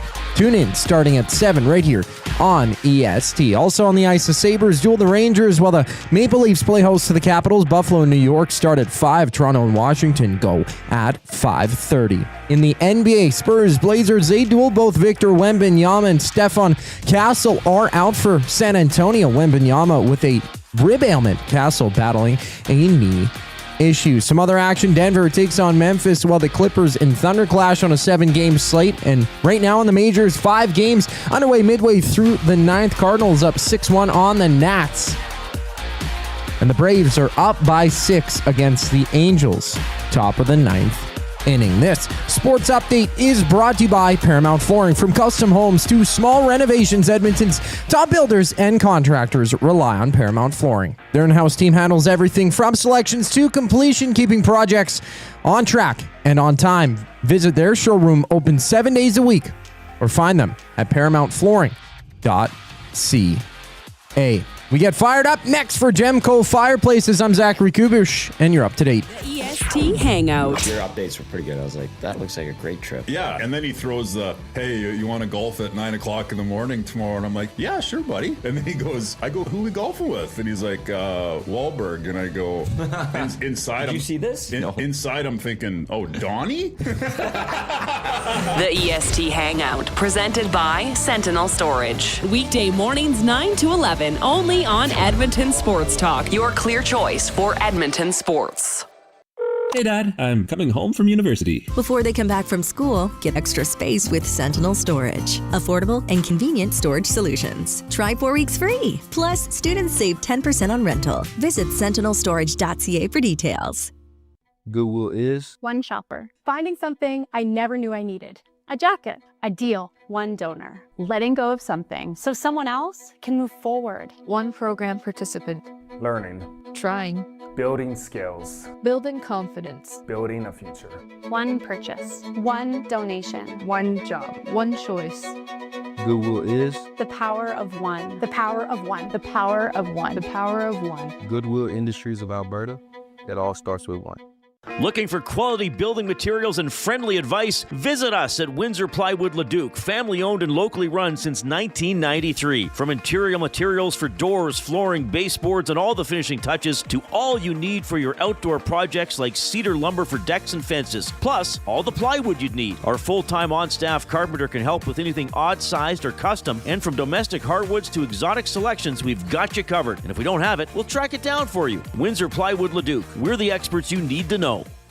Hey Edmonton, did you know a local Play Alberta winner scored over $430,000 on Desert Fantasy? Think about the rec room you could build with that kind of cash. From major casino winners every hour to jackpots worth millions and hundreds of popular games to money that stays in the province, there has never been a better time to sign up for Play Alberta. Download the app today to get started with casino, sports, and lottery, all in one app. Must be 18 plus to play. When you gamble, use your game sense. Hey, Dad, I'm coming home from university. Before they come back from school, get extra space with Sentinel Storage. Affordable and convenient storage solutions. Try 4 weeks free. Plus, students save 10% on rental. Visit sentinelstorage.ca for details.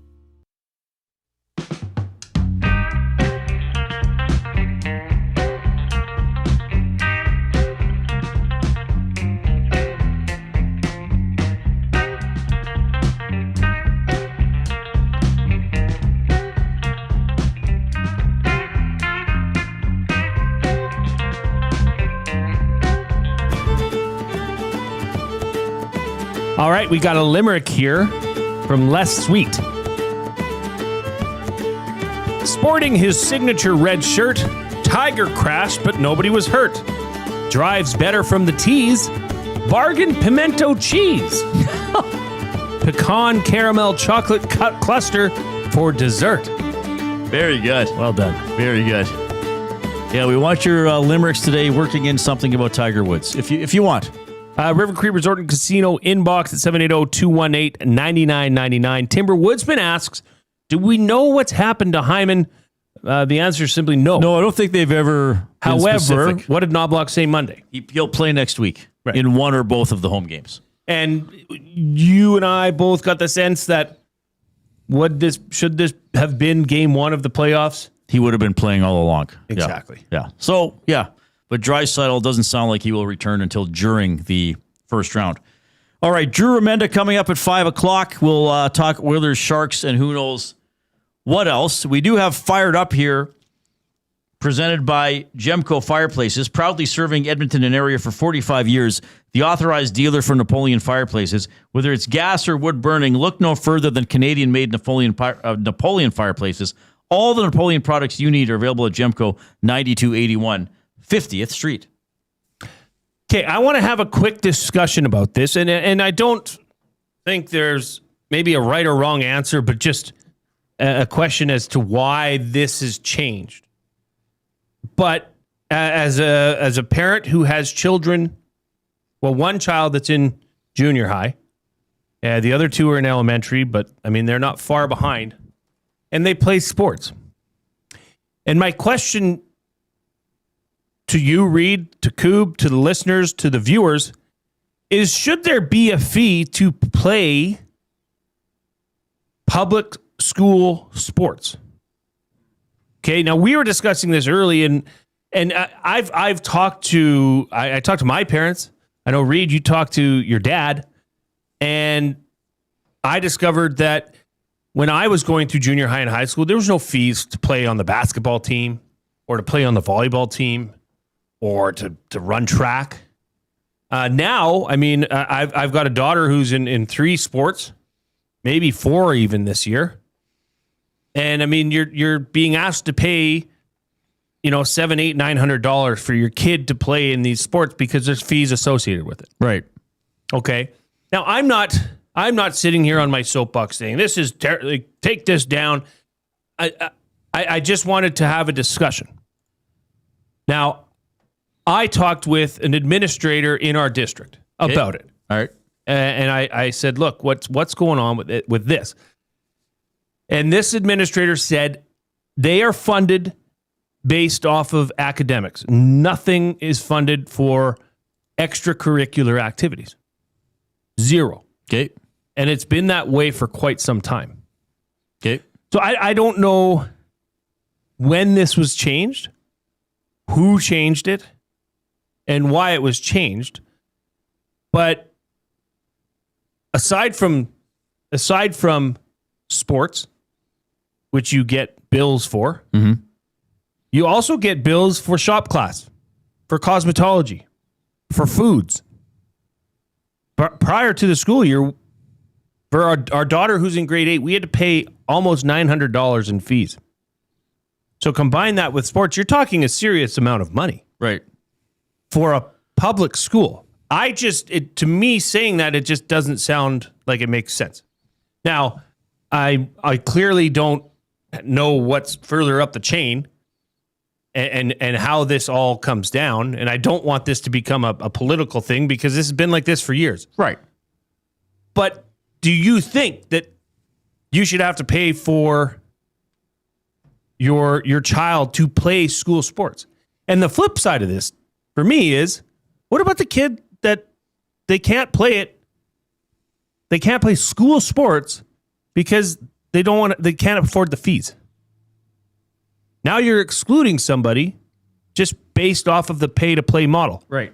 Which is, by the way, when you go outside of those school doors and you want to play basketball and you want to play spring league basketball or flag football, yes, there's fees associated with that and attached to it so they can run the league.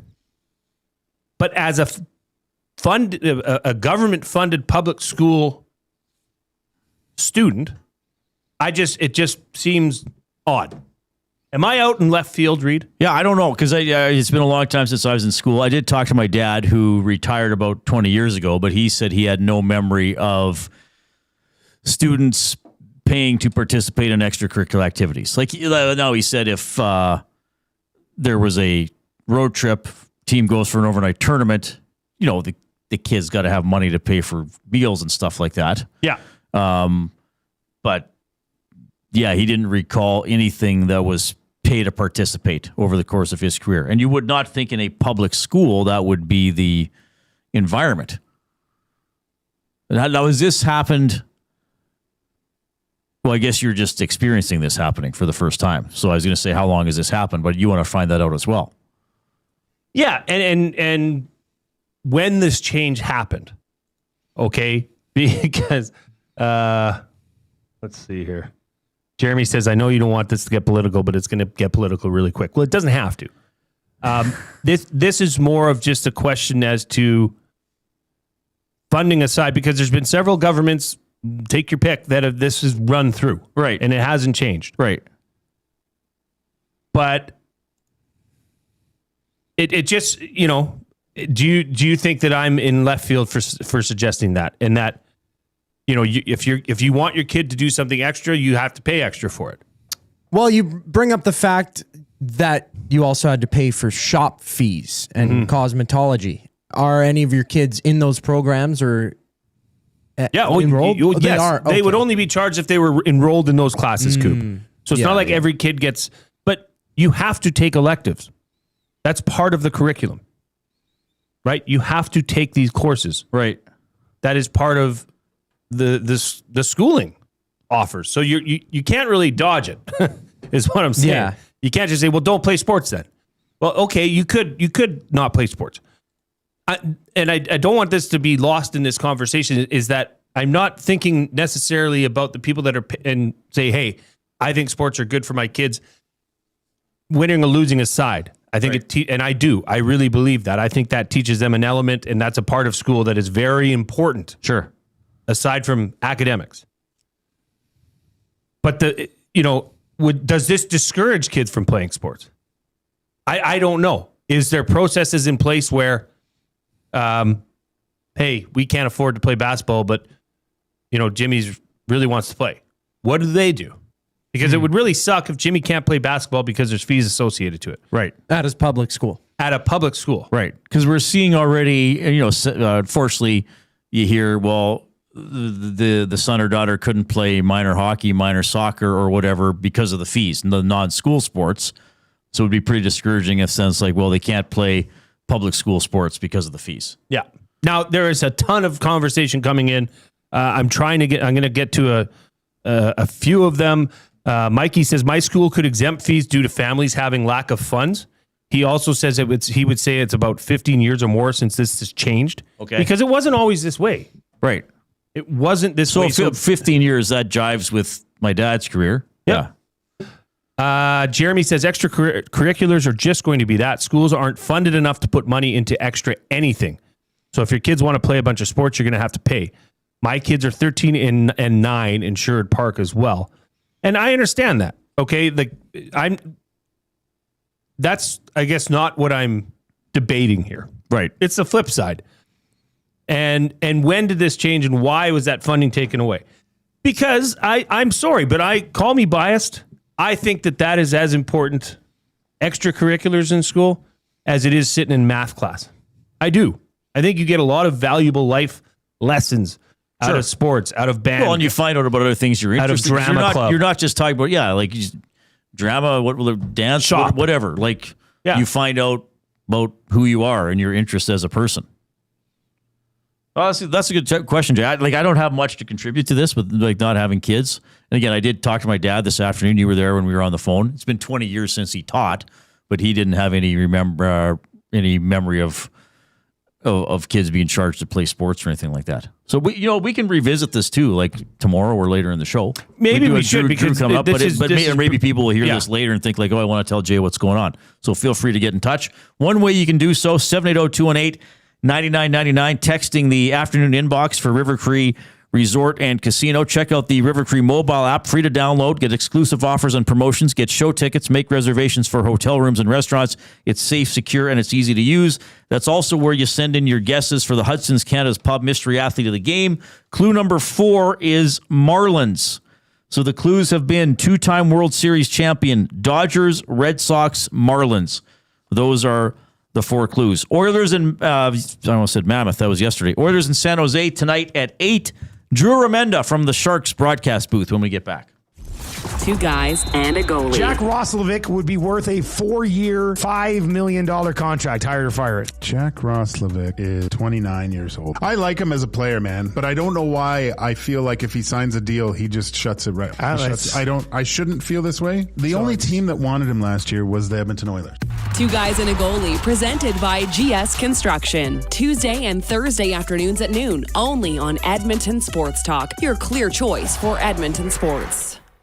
Hey Edmonton, did you know a local Play Alberta winner scored over $430,000 on Desert Fantasy? Think about the rec room you could build with that kind of cash. From major casino winners every hour to jackpots worth millions and hundreds of popular games to money that stays in the province, there has never been a better time to sign up for Play Alberta. Download the app today to get started with casino, sports, and lottery, all in one app. Must be 18 plus to play. When you gamble, use your game sense. The Canadian Brewhouse has a happy hour for any scenario. You finished work early? Happy hour. You finished work because you accidentally hit reply all to the entire company? Big happy hour. Your boss said, great job. Happy hour. Your boss said, per my last email. Ugh, emergency happy hour. You finally closed the big deal. Happy hour. With a huge selection of ice cold drinks and great food, the Canadian Brewhouse has a happy hour for whatever just happened at work. The Canadian Brewhouse. Your day just got happier. It's a rezzed up reimagining, a cultural celebration, and a smash hit. River Cree Resort and Casino brings you Bear Grease the Musical. Don't miss this hilarious spin on the 70s classic, replacing T-Birds and Pink Ladies with a cast of characters that spotlight Indigenous language, music, and moves with a Broadway flair. Iconic numbers get a bold new spirit in the audience favorite, Bear Grease. April 26th in the venue at River Cree. Must be 18 plus. Get info and tickets at rivercreeresort.com. The Blue Jays are back for their 50th season. Whether you're swinging for the fences or tackling backyard spring projects, get the space you need with Sentinel Storage, official storage partner of the Toronto Blue Jays. Try 4 weeks free today. Visit sentinelstorage.ca for details. Time for a new career in 2026? Or maybe your kid is still pondering their path. Good news! Weiss Johnson is hiring. It's Dennis, and not only are we hiring for heating and air conditioning, we're also looking for experienced plumbers and gas fitters. With the growth in residential development, there's no shortage of opportunities at Weiss Johnson. Choose your path with us. Learn from one of the industry leaders, and we will grow together. Receive great benefits and school reimbursement as well. Visit weiss-johnson.com today.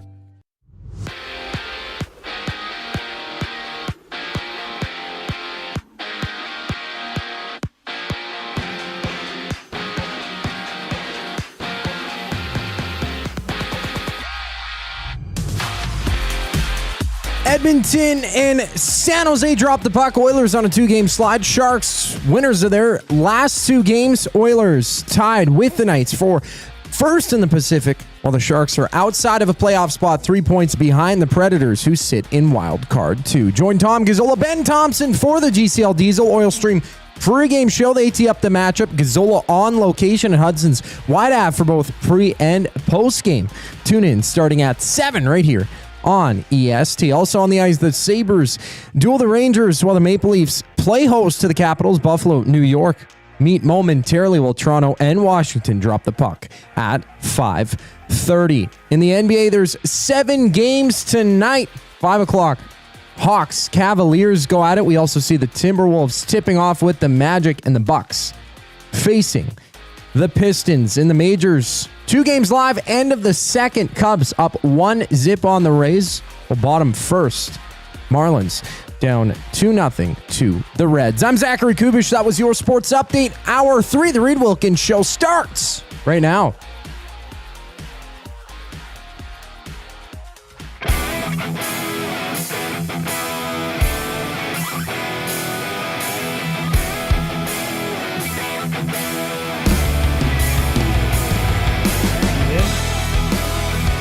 Hey, I got to tell you something. Portions of this hour presented by Lamley's.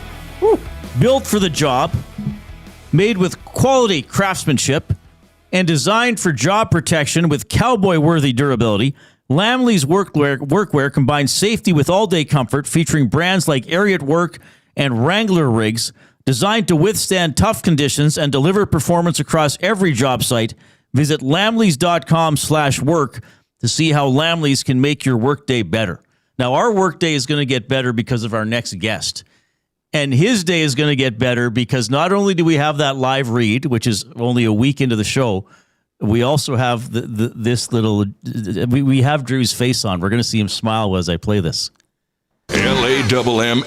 We got the Lamleys jingle there, Drew. Look at him. He loves it.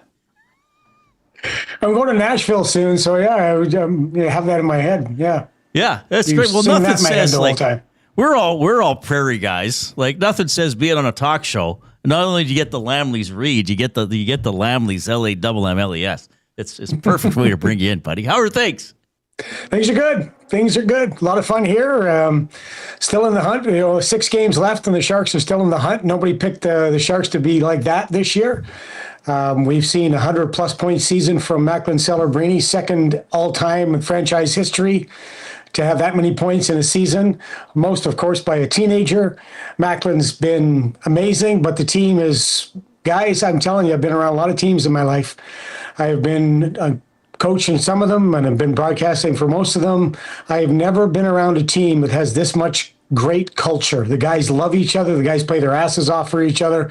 It's a fun team to be around, and we're usually a pretty fun team on the ice to watch as well. Well, it's interesting you bring that up because about, I guess, 2 weeks ago, Drew, it looked like it might be over, at least from us afar, watching highlights, following the scoreboard, looking at the standings, because they had a 5-game losing streak.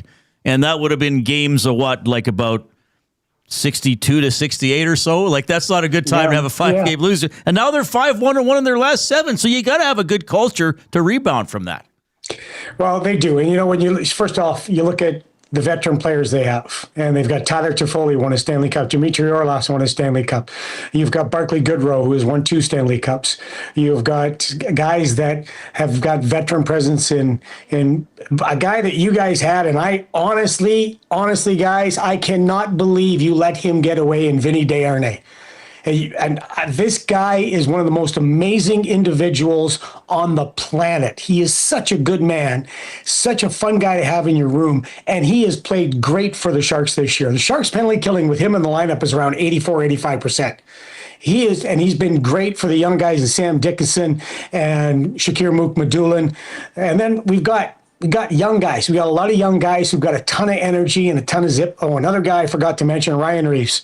You couldn't ask for a better individual to be on your team to help grow the culture of this team. He's been tremendous. It has been the most fun I've ever had around any team ever in my NHL career, and I've been in the league since 91. Yeah, that's interesting because you've been a coach and you've been a broadcaster, and a lot of the Sharks teams you covered were very good. You were here in Edmonton for some decent teams, and then for some teams that weren't that good. But that's really interesting. Desharnais. Now, to be fair, the Oilers weren't the only team that let him go because he left for Vancouver as a free agent, who traded him to Pittsburgh, who then traded him to San Jose. That all happened in the span of about 10 months. But his attitude was incredible. No doubt about that. Yeah. Such a good dude. And it's got to be on the ice as well, as you alluded to, the penalty kill. Did I see that right? Is he in your top pairing with Dmitry Orlov? Well, he moves all over the place, but on that penalty kill, sometimes it's Mario out there, sometimes it's Dmitry. More times than not, Dimitri's already in the penalty box. So, but this culture, we've had you on several times this season, Drew, and I've got to say, you've mentioned this in the past. You've mentioned the difference of Macklin Celebrini and the competitiveness that he has. But there still has to be some buy-in. And you can talk about the veterans all you want and how they set a great example, but it's also got to be a interesting structure there because you also have a teenage sensation in Macklin Celebrini. So that culture, where is that all? Is like, I guess, is Macklin Celebrini as much of a leader as some of those veteran players you talked about? Yes, but the interesting part is with Macklin Celebrini and Will Smith, 2 very young guys. One guy's 20, one guy's 19. The other guy, the 19-year-old, doesn't turn 20 until June. and we've talked about this before, I think, guys. Macklin Celebrini comes from a background where his father and mother were professional athletes. His sister is one of the best young tennis players in Canada. His youngest brother is breaking his records in North Vancouver hockey. It's scary what he's doing. And his other brother is playing, I think, at BU, if I remember correctly. It's a very athletic family. And Macklin grew up a little bit. Like everybody's actually, because he grew up around Steph Curry and Draymond Green and the Warriors. Well, for a little bit he did when his dad moved down here and took over the director of high performance job with the Warriors. He was also doing that in Vancouver as well. And when you look at that, he's been around that team atmosphere for quite a bit in his life. But he was only around the Warriors for a year, and then he went to Shattuck St. Mary's, and he went to BU. But he does have that friendship with Draymond. Draymond came to us, I don't know how many games Draymond's come to now to watch Macklin play. And Steph Curry was in the room a while back. And so he's got that relationship with those guys. And he's seen, because of his dad, and understands because of his dad, that it's not just about you, son. And he's really good. He's one of the most humble young men I've ever seen in my life. If you want to get, and I've told you guys this before, if you want to get Macklin to stop talking to you, ask him about what he's done. Great. He got 100. He got that 100 points. He had a 3-point first period. And he got the 100 points. It was 101 points. He came out, and I knew, because I did that interview on the bench, I knew not to ask him about that. I knew I knew that would shut down the interview like that, because for him, and he's told me this before, it's about the guys. It's always about the guys. It's always about the team. So yeah, that humility is there. But overall, and Ryan Reeves told this to me, and Ryan's been on a lot of teams. He's approaching 1,000 games. And Ryan Reeves talked about it when I asked him, why is culture important? Why is this type of culture important? He said, because you can't win if you don't love each other. And these guys love each other. They when one guy goes out for dinner, they're all going. There's no one guy here, two guys here, three guys there. They're all going. They're all together.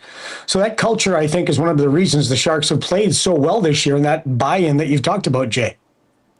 Drew Remenda joining us on the Oil Country Towing Video Hotline. Sharks broadcaster, San Jose broadcaster. Well, I'll ask you about what you did yesterday a little bit later on in the interview. 1 o'clock. So the Sharks are 3 points out of the playoffs. They do have 76 games played. So 2 in hand on Nashville and 1 in hand on LA. I mean, everybody has the tiebreaker against LA because they never win in regulation time. It's amazing. But nonetheless, amazing? It is amazing. I appreciate the positivity about the Sharks, and I agree with and love everything you're saying.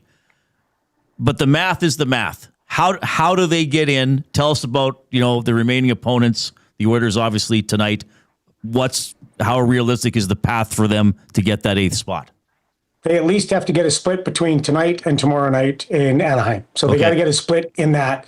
Then they've got to basically, I would say, run the table. The only problem is with that is that you're running into the Nashville Predators, who have beat the Sharks last 15 times in a row.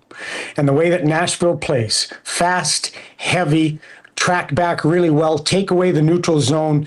They break out of their zone like that. They've got outstanding goaltending. That's the biggest task. If they were able to get one of the last 2 chances from the victory against the Nashville Predators, they'd certainly be up there. The 2 games in hand, they don't mean much if you don't win them, right? So they have to win that. So they go and they say they guys back-to-back against Edmonton tonight and Anaheim tomorrow. Now, they played both teams very well, and last 2 times they played those teams, they've won. So fingers crossed for the San Jose Sharks point of view. Then Vancouver on Saturday night, but that's no guarantee. Look what they did to Colorado. Mm-hmm. Then in Nashville on Monday, and then in Chicago, and then last game of the year in Winnipeg, and everybody knows how Winnipeg is playing. Maybe it comes down to that last game of the year where the Sharks have a chance to get in or not. But the bottom line is with San Jose, we all want them to get in, of course, here in San Jose. And it's been so exciting. The tank is full again. Fans are going crazy. We got a new demographic of fans because of those 2 little cutie pies in Macklin and Will Smith. And everybody's excited and happy, and they should be. But one thing that Mike Greer did this year, and I think it was really smart, is that he didn't rush it. He went and got Kiefer Sherwood, and Kiefer's been great.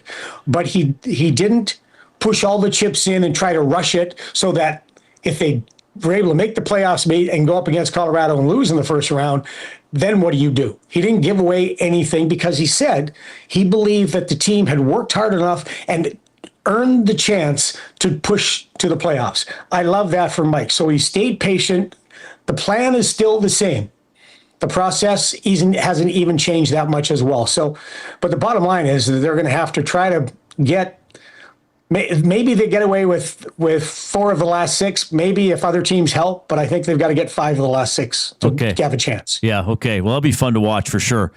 I know you pay close attention to the Oilers, of course, because of your ties to Edmonton and your love for many of the broadcasters here, some of the broadcasters here. There is no Leon Draisaitl. You can't say that when I've just taken a sip of water. You cannot say that. Come on, man. There was. Sorry. Look, I think what happened last night is just part of who the Oilers are. I was saying earlier, they could win a 7-game playoff series and get outscored because they could lose 3 games 6-0 and win the other 4-3-2. But overcoming, you've seen this, you've been in coaches' rooms talking about this, overcoming no Leon and no Hyman, I think that really is catching up to them, even though they still scored 5 last night. You can't overcome no Leon. You just can't. Hyman, maybe you can if you got Leon in the lineup. But it's for both of those guys and all the goals they score, but especially Leon, who is not the best player on the planet, but he's 1A. He's right next to Connor. We can argue that all you want, but I mean, that's how good Leon is. And you can't overcome losing that guy. So how do you adapt? How do you adapt? And Connor said it the other day before the last night's game, is that they need to start playing low event hockey. That didn't happen last night. Now, it's his own damn fault for scoring that goal like he scored. Oh my goodness, was that a goal? Like just with the pass to himself and holding the guy off. And I'm not sure I can't remember the defenseman who decided just to kneel at the altar of Conor McDavid and let him go and score. But it was unreal how great that goal was. But so what do? I think you've got to adopt a style, and it's not a style, but it's go to what Connor talked about yesterday with playing more low event hockey. You've got to make sure that if your defense can't pinch unless you've got that third forward back, you've got to make sure you track back to get above the play all the time. You've got to sometimes it's okay just to punt out of your zone. And then everything with the exception of when Connor has the puck has to go behind the D. They've got guys that can play. They've got guys who can be speedy. They've got guys who can get in on the forecheck. And if you watch the league nowadays, it's all about guys and teams that can get in on the forecheck and make you stay in your zone longer than you want to thwart your breakout, to take away the boards, to get to the front of the net, to get to those greasy areas. That's how you play low event, boring hockey, but it works. And it's not that boring when that forecheck is working. Yep. Well, and the third line last night, Doc, Dickinson, and Frederick was not the problem. I mean, sometimes this season it's been like, well, the bottom 6 is a dead, and Lazar scores, former Oil King. 11 seconds. 11 seconds. Yeah, I mean, that was the frustrating thing. The response is, but the response many things from them they did was well. really good. Yes. Yeah. But so, I've got a saying, and it's not my saying. I can't remember where I heard it, but lessons learned in pain are lessons best remembered. And that's a kind of a painful lesson because they're chasing Anaheim. Anaheim's giving them the opportunity to be in first. And for Edmonton, I really don't look at anybody in the playoff, in the Western Conference, unless they play us and Macklin Celebrini, just going to kick Connor's ass like crazy. As far as it won't happen because it's Colorado right off the bat. Right. And you guys can laugh every once in a while. I'm not being serious on everything, but Jesus, you guys, you're so tight. This is why you got in trouble with our fan base, Drew. Jeez. Oh, geez, like that's never happened before. Anyway, I tell you what, regarding the fan base, and they're glad I'm out of there. I'm going to show you a picture of my pool today when it was like 76 degrees. Oh, yeah. How's Edmonton weather today? Don't worry, I already know because my daughter lives there. When you look at the way that things are, with the Edmonton Oilers, is that does Anaheim scare you in the playoffs right now? No, I think Vegas has now become the scariest team. Well, because of John Tortorella. Okay, but still, they don't play as fast as the Oilers do. That's what John said when he first got there. He talked about we got to play faster. Yeah, you do. But when you're playing a team like the Edmonton Oilers, you better be playing fast away from the puck, and that's not where they are top notch. And so, also they rely on their power play. They're very power play reliant on winning games. That's it. I don't look at those top three teams and think that the top two teams the Edmonton Oilers are up against and think that they're in that much of a trouble or that. Boy, I'm not sure. I think this could go either way, that series. If the Oilers are playing the way the Oilers play and they get just decent goaltending, just make the stops you're supposed to stop, I think they've got a better chance than anybody else to come out of that Western first couple rounds. Yeah, that's fair. Like this team still worries me because, like I said, Drew, I am telling you, in the first round, even if they win it, they are going to get blown out at least once. That's just who they are. When it goes off the rails, it goes. Now, I alluded to the last year's World Series. No one cares that the Blue Jays outscored the Dodgers. The Dodgers won 4, right? Before the Blue Jays. That's what it is. It's 1-4. Yeah. What'd you do yesterday? Thanks for being so generous with your time, as always. What'd you do yesterday afternoon? What happened? I broadcast the AHL Barracuda against the San Diego Gulls. For some reason, it was a 1:00 in the afternoon game. That is the American Hockey League trying to with a promo of spring break promo. The first period was one of the worst periods of hockey I might have ever watched in my life. Unfortunately, they're now the Barracuda is great. Barracuda now for the second year in a row have made the playoffs, and they've had a good season until they lost 6 of the last 7 right now, though. They're trying to find their game. On the other end, the San Diego Gulls are pushing. Bakersfield's in that mix as well. So I'll do I do about 15, 16 games a year with the Barracuda. They're just right next door to the Sharks Ice, and I'm a giver, Reed. I get out there and I'm a team guy. I'm a team guy. Yeah, you're a good culture guy all on your own. Yeah, huge. Yeah, Now, you want me around. You want me around. Yes, we love having you, Drew. That's why you're a big part of this show, the Sultan of Saskatoon himself. Now you gotta raise that shirt up. What are you rocking there? For those that are listening, okay, so that's a Bruce Lee. Oh, Bruce Lee is my hero, and he was my hero growing up. I saw Enter the Dragon when I was about 12, 13 years old. I went home from the Capitol Theater and begged my mother and father, I will quit hockey, I will quit baseball, I'll quit everything, I'll pay for karate lessons on my own with my paper route money. I want to take karate, that's all I want to do, because I saw Bruce Lee in Enter the Dragon. I almost swore. It was awesome. Okay.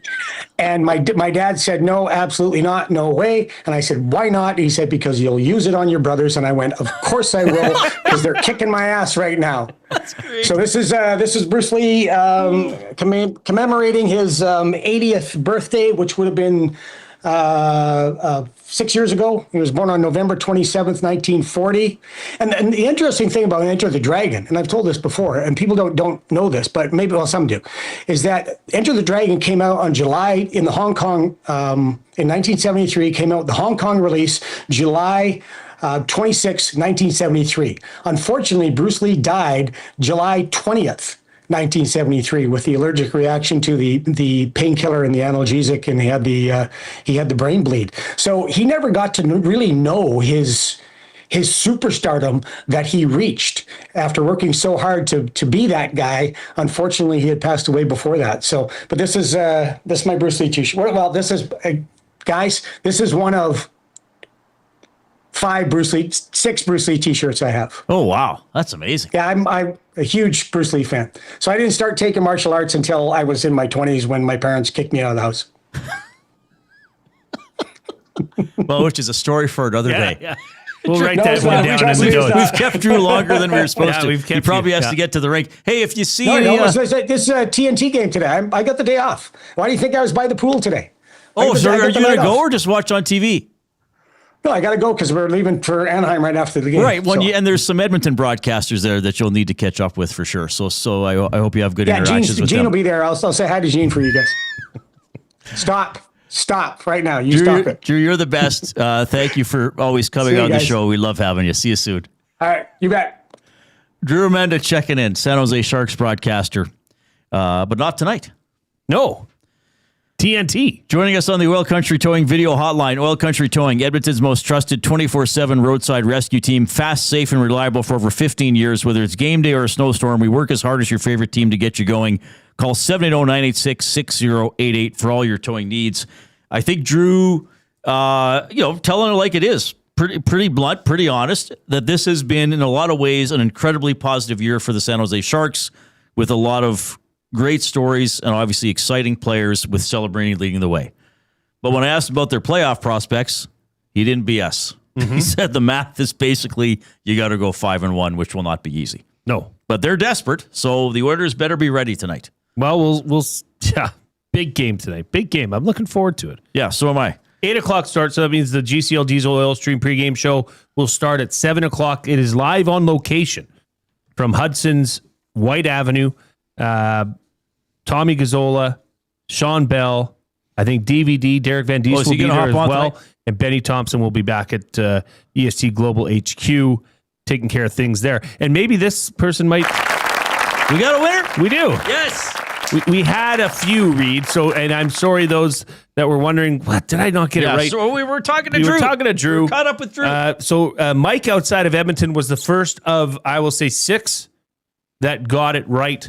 But Mike outside of Edmonton, you are the winner. All right, so the mystery athlete is a 2-time world champion, 2-time World Series champion. And it is based, like I was thinking, I bet you people think I'm doing poker or something. The second clue was Dodgers. He played there from 12 to 14. The third clue was Red Sox. He played there from 06 to 12. He won a World Series there in 07.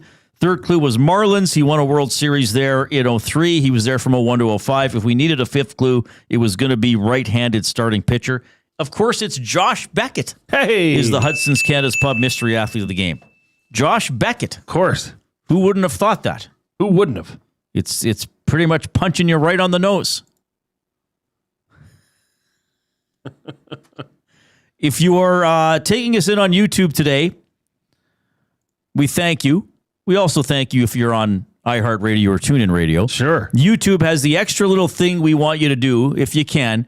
If you haven't done so already, click that thumbs up button. We need 8 thumbs to get to 100. And we've been getting to 100 thumbs pretty much the entire hockey season. So no reason we can't get there today. So please get in there and click. If you missed the song, here it is. Click, click, click. Must you click? Please, please click. Must you click? You must click. Thumb, thumb, thumb. And we are in the Canadian Brewhouse studio. Skip the couch and get in the game at the Canadian Brewhouse. Every puck drop, every goal, every roar, ice cold drinks, wall-to-wall screens, and the best fans in town. The Canadian Brewhouse is the place to be. If you're an elite marathon runner, the place to be is Boston next Monday for the Boston Marathon. Our Pasta Pantry Athlete of the Week will be there running. She's up next.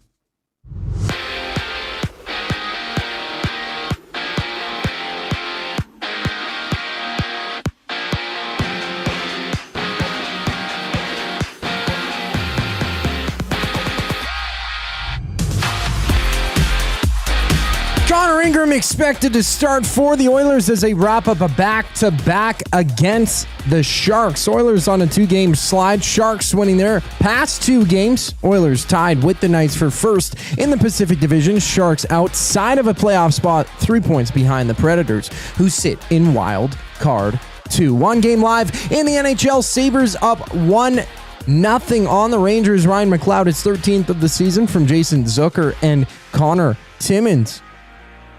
That game 12:30 left to go in the opening frame. The only other game in the NHL, Capitals Maple Leafs dropping the puck in about 2 minutes.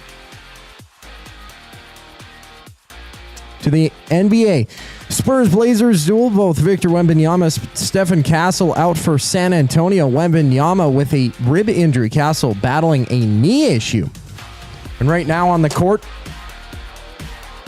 3 games live, Bucks Pistons tied at 23 side, 4 minutes left to go in the first. And at that same time, the Hawks trail the Cavaliers by 5. This sports update is brought to you by Sather Reed Sport Medicine. Connor McDavid's got a team of specialists, and you've got a bag of frozen peas. Get the same locker room approach that's trusted by the best in the game. Call them at 780-460-9977 or visit their website at satherreedsportmed.ca to book an appointment today. The athlete of the week for Pass the Pantry up next. I'm Zachary Kubish, and you're up to date. The Oil Stream. Another pro, Colton Dock. Thought he was all around it. He was an impact player last night. Got on the score sheet. Could have gone on the score sheet a few more times. He definitely had his chances. Blew that one shot wide in the first period. Very early, yes. Yeah. He's rusty. It's been a few games. 12 games, if I'm not mistaken. Yep. That he missed. So he brought some physicality. He brought some energy. Oil Stream presented by Boston Pizza. Monday, Wednesday, and Friday afternoons at noon. Only on Edmonton Sports Talk. Your clear choice for Edmonton sports. Goodwill is one shopper, finding something I never knew I needed. A jacket, a deal, one donor, letting go of something so someone else can move forward. One program participant. Learning. Trying. Building skills. Building confidence. Building a future. One purchase, one donation, one job, one choice. Goodwill is the power of one. The power of one. The power of one. The power of one. Goodwill Industries of Alberta. It all starts with one. Hey Edmonton, did you know a local Play Alberta winner scored over $430,000 on Desert Fantasy? Think about the rec room you could build with that kind of cash. From major casino winners every hour to jackpots worth millions and hundreds of popular games to money that stays in the province, there has never been a better time to sign up for Play Alberta. Download the app today to get started with casino, sports, and lottery, all in one app. Must be 18 plus to play. When you gamble, use your game sense. The Canadian Brewhouse has a happy hour for any scenario. You finished work early? Happy hour. You finished work because you accidentally hit reply all to the entire company? Big happy hour. Your boss said, great job. Happy hour. Your boss said, per my last email. Ugh. Emergency happy hour. You finally closed the big deal. Happy hour. With a huge selection of ice cold drinks and great food, the Canadian Brewhouse has a happy hour for whatever just happened at work. The Canadian Brewhouse. Your day just got happier. Looking for quality building materials and friendly advice? Visit us at Windsor Plywood Leduc, family owned and locally run since 1993. From interior materials for doors, flooring, baseboards, and all the finishing touches to all you need for your outdoor projects like cedar lumber for decks and fences, plus all the plywood you'd need. Our full-time on-staff carpenter can help with anything odd-sized or custom, and from domestic hardwoods to exotic selections, we've got you covered. And if we don't have it, we'll track it down for you. Windsor Plywood Leduc. We're the experts you need to know. Love the thrill of competition, but prefer to keep it classy? Well, it's as classy as you can get when Dustin Nielsen is the host. Join us April 14th at Bell and Scona for Edmonton Sports Talk Bid for Kids, presented by GS Construction. A night filled with special guests, auctions, and a ton of prizes in support of Kids Spot. No whistles, no play clock, just a room full of generous hearts. EST's Bid for Kids. Get your tickets at kidsportbidsforkids.com. Use promo code ESTBIDS for 10% off.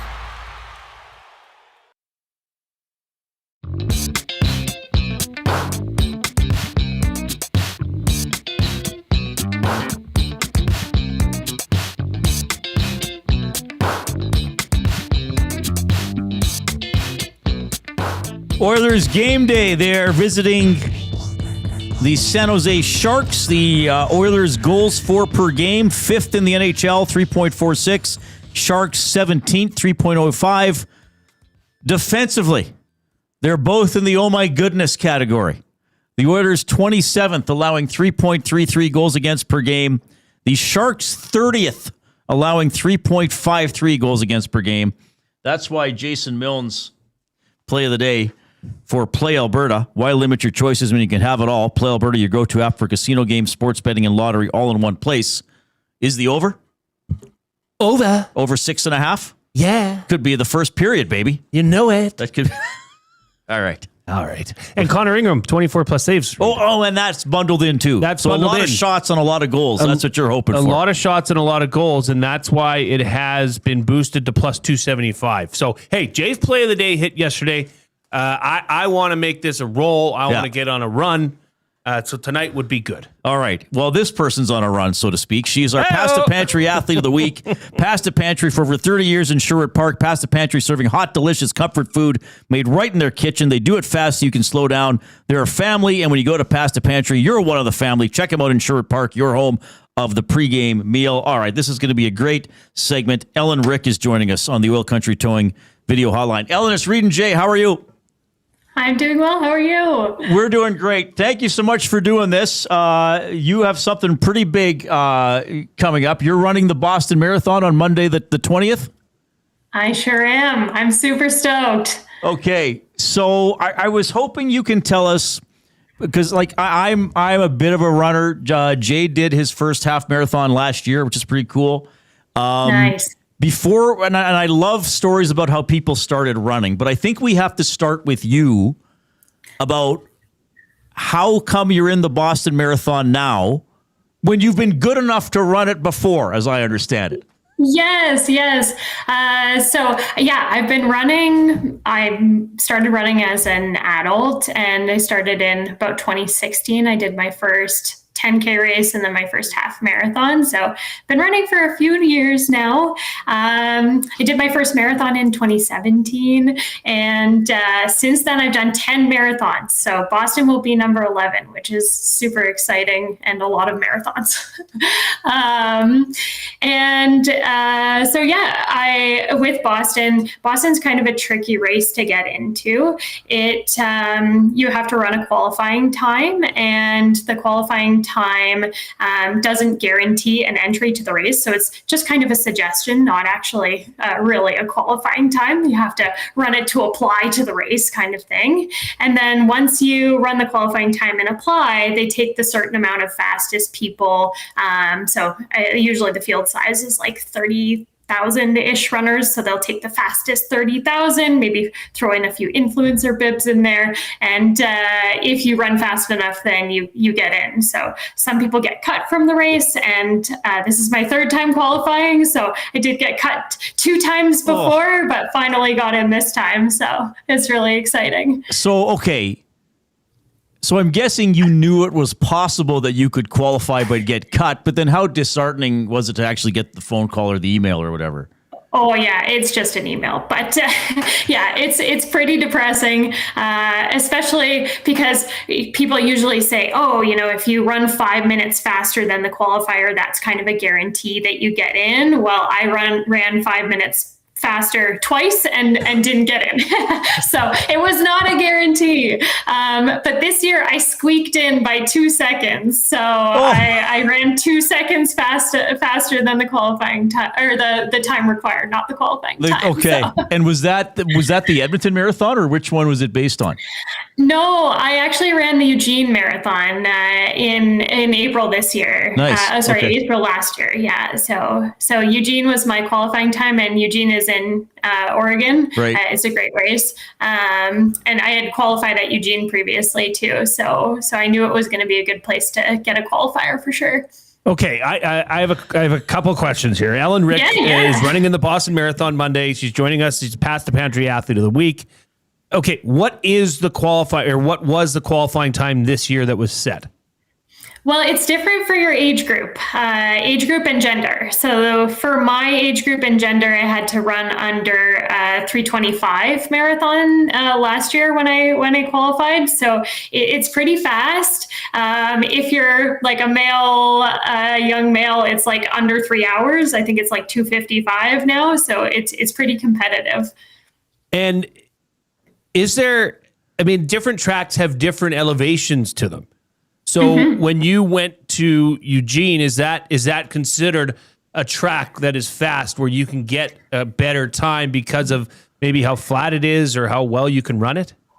That's right. Yeah. So lots of people choose their kind of qualifying race based on what the course profile is like, but you can qualify at any race as long as it's like, I think there's some sort of certification that the race needs to get to make sure it's official. But yeah, you can choose any race, and there's actually a whole bunch of races that are downhill races that Boston's kind of clamped down on those downhill races because too many people were getting the qualifier basically running down a mountain.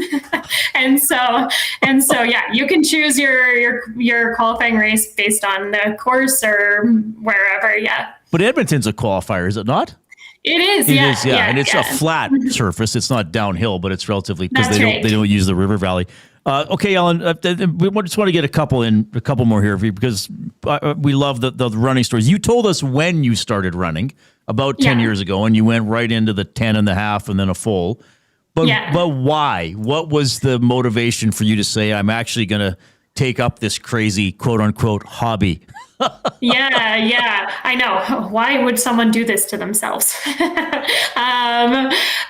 So I was doing my master's degree, and honestly, my biggest motivator was that I was too broke to be able to afford any other fitness type classes. So I just needed a pair of running shoes, and so that's why I started this kind of as a stress reliever during school, and then also because it was so cheap. And then I had a couple family members who were big marathoners too, so that kind of rubbed off on me, and I was like, oh, I really want to try this. And my first my first marathon in Toronto, my cousin ran it with me, and he paced me for part of it. So that was kind of neat. It was like a connection with family too. So that's kind of why. That's awesome. Well, and you're incredibly fast, given that time.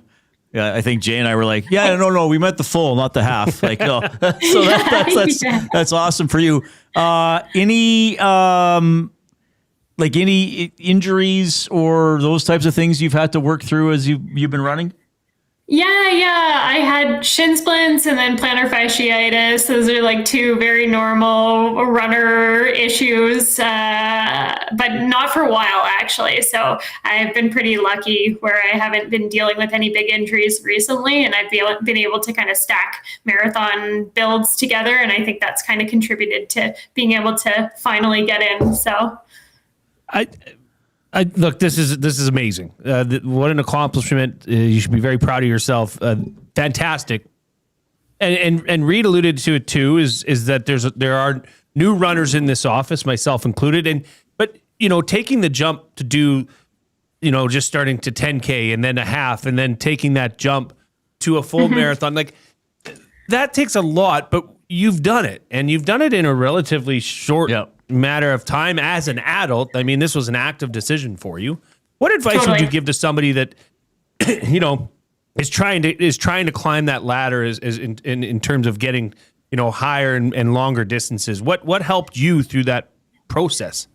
Yeah, consistency is key. Honestly, like even if you can't do those long mileage days, like just making sure that you can run consistently 3-4 days a week if you're building towards a half, and maybe more towards 5 days a week if you're building towards a full. Consistency teaches your body what the movement is like and keeps it sustainable. You deal with less injuries. So like honestly, consistency is key. And then just making sure that you prepare in a way that, for the most part, you're going to have a fun time at the race, because I think that's what keeps you going is that feeling of crossing the finish line and being like, oh, I did that. And you can only get that if you've prepared properly and kind of made sure that you've set yourself up for success for the race. I know a few people who have run marathons and they say, oh, I'm never going to do that again. And I'm like, well, did you prepare? Right. But I mean, it goes one of two ways. I know people that did prepare and don't love marathons, and I know people that catch the bug too. So awesome. Well, we wish all this. Yeah. So it's Monday the 20th. That's when the race is. That's right. And I think that's Patriots Day, and the Red Sox play an early game, and it's all okay. We'll be looking up your name or bib number, and we can follow how you do. We wish you all the best. Congratulations on being the Pasta Pantry Athlete of the Week. What does she get? Yeah, you're going to get a $25 gift certificate to the Pasta Pantry out in Sherwood Park, as well as your new running hat. It's a custom Pasta Pantry Athlete of the Week hat. So I'll get the information over to you as to how you can get that. But I always say this is make sure when you go out there, introduce yourself to Nathan. He's the owner. Let him know you're the Edmonton Sports Talk Pasta Pantry Athlete of the Week, and he'll take really good care of you.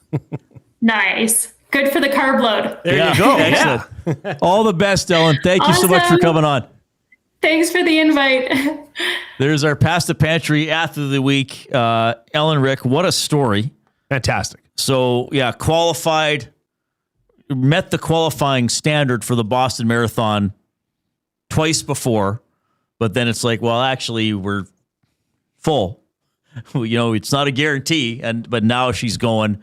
So going to do that next Monday. That is a great story and really cool. Glad to have Ellen on. That would be, as far as runners go, if that's your hobby, yeah, would the Boston Marathon not be the pinnacle? Oh yeah, for sure. Right? Yeah, absolutely. Yeah. And then getting a qualifying time and then getting the email, sorry, you made the cut, but you didn't make the cut. Yeah. Oh, that would be tough. But hey, she's doing it. Yeah. We'll have to keep track of that. Oh yeah, for sure. Yeah. Good stuff. All right. Oilers tonight taking on the San Jose Sharks. By the way, if you want to text us, 780-218-9999. Don't forget about Tap 25's $21.99 prime rib special. Available 7 days a week, except show nights, 11:30 in the morning to 11 at night. And that is available for dine-in and takeout. We will get to your words of the day when we get back.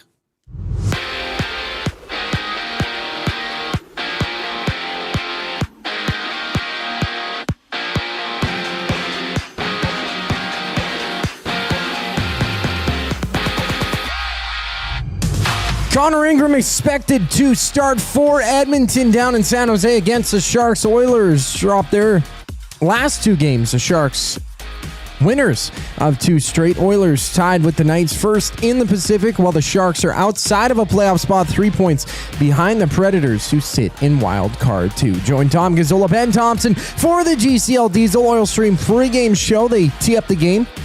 Gazzola on location at Hudson's Wide Ave for both pre- and post-game coverage. Tune in at 7 right here on EST. Only two other games on the NHL docket, both of which are live. Sabres up 2-0 on the Rangers. Zach Benson on the board, his 11th of the season. About 3 minutes left to go in the first, and 2 minutes into play, the Capitals Maple Leafs are scoreless. On the hardwood, 3 games live in the NBA. Pistons up 37-30 on the Bucks early in the second quarter. And at that same time, the Hawks trail by 1 to the Cavaliers. In the majors, 4 games live, top of the 5th. 1-1 game between the Rays and Cubs, and midway through the third, the Marlins doubling up the Reds 4-2. The final segment of the Reid Wilkins Show brings us back following the break. I'm Zachary Kubish, keeping you up to date. EST Afternoons. The Oilers are good. They're going to the playoffs. Are they? Yeah. I'm not worried. Are you? No. No. So we're trying to make it so. What if we just went overtime? It still counts, right? Overtime win? Yeah, it doesn't matter. It doesn't matter. I know. You can say win in regulation, but I like it, actually. +5, 25. EST Afternoons, weekday afternoons 1 to 3, only on Edmonton Sports Talk. Your clear choice for Edmonton sports. At Firehouse Subs, our subs are freshly toasted, stacked high, and crafted to satisfy. Each sub is piled high with premium meats, melty cheese, and toasted to perfection. Firehouse Subs brings bold flavor to every bite, all served on a freshly toasted roll. But we're not just feeding Edmonton, we're fueling it. Dig into the brisket hat trick, piled with slow-smoked brisket and melty cheese. Or go to the Firehouse Subs fan favorite, the Hook and Ladder. Made to order with smoked turkey, honey ham, and Monterey Jack cheese on a perfectly toasted roll. With 15 Firehouse Sub locations across Edmonton and the greater area, it's easy to grab a hot and hearty sub close to home. Firehouse Subs. Hot, hearty, made to satisfy. It's a rezzed up reimagining, a cultural celebration, and a smash hit. River Cree Resort and Casino brings you Bear Grease the Musical. Don't miss this hilarious spin on the 70s classic, replacing T-Birds and Pink Ladies with a cast of characters that spotlight Indigenous language, music, and moves with a Broadway flair. Iconic numbers get a bold new spirit in the audience favorite, Bear Grease. April 26th in the venue at River Cree. Must be 18 plus. Get info and tickets at rivercreeresort.com. Hi there. If you're like me, you like to picture yourself in luxury, even though there's absolutely no way you could afford it. And if you can, well, even better. Thankfully, I picture myself in something that is luxury, but still absolutely affordable, like the all-new Mazda CX-90 from Park Mazda. With the new luxury features like facial recognition settings and quilted detail Napa leather seating, I can pretend to be comfortable with all of my proper settings activated without even touching a button, thanks to Mitch Lewicki and the great staff at Park Mazda. I like to picture Mitch Lewicki as a ninja fighting off evil samurai. Park Mazda, your dealer for life in Sherwood Park off Y Road, parkmazda.ca. Your brand deserves more than just a whisper, it deserves a buzz. At the Hive Product Marketing, they specialize in promotional products that bring the buzz. From eye-catching giveaways to unforgettable keepsakes, they got the perfect products to make your brand stand out and get noticed. Visit the Hive Product Marketing and let them create the buzz your business deserves. The Hive Product Marketing, the official merch partner of Edmonton Sports Talk. Visit them online at thehiveproductmarketing.com. Looking for a winning strategy for your retirement? Contact me, Joaquin Gage at K4 Financial, where expertise meets dedication. I will always look for a careful approach to your retirement, ensuring your financial future is secure. From tailored strategies to clear, actionable advice, I'm here to guide you every step of the way. Don't leave your future to chance. Get in touch with me, Joaquin Gage, today at k4financial.ca or email joaquin.gage@k4financial.ca to start planning for a brighter future and a more secure retirement.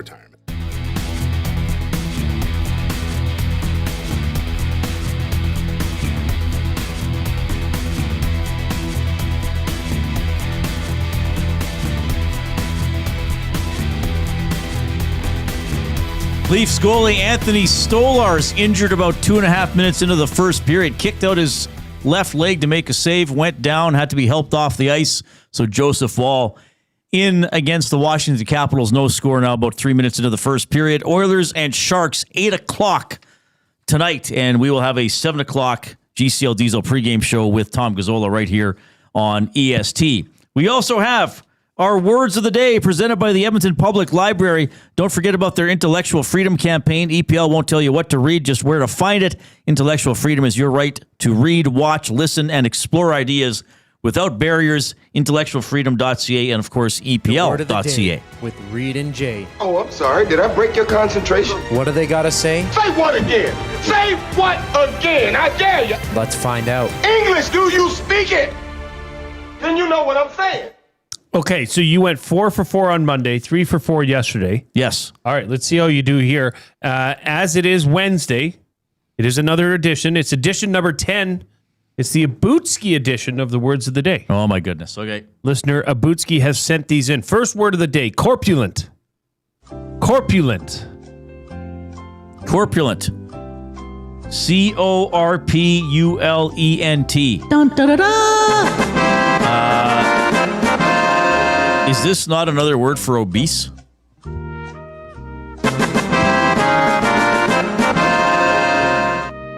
2 for 2, full marks. Does that... Well, you gave me a point. Does it specifically mean... A formal word for describing a person with a large, bulky, or overweight body. Okay, yeah. I think yeah, you nailed it. I was going to say overweight, yeah. He said, surprisingly, several past winners of the competitive eating event were not all corpulent. Oh, interesting. Okay. Contrary to popular belief. Contrary to popular belief. Contrary to popular belief.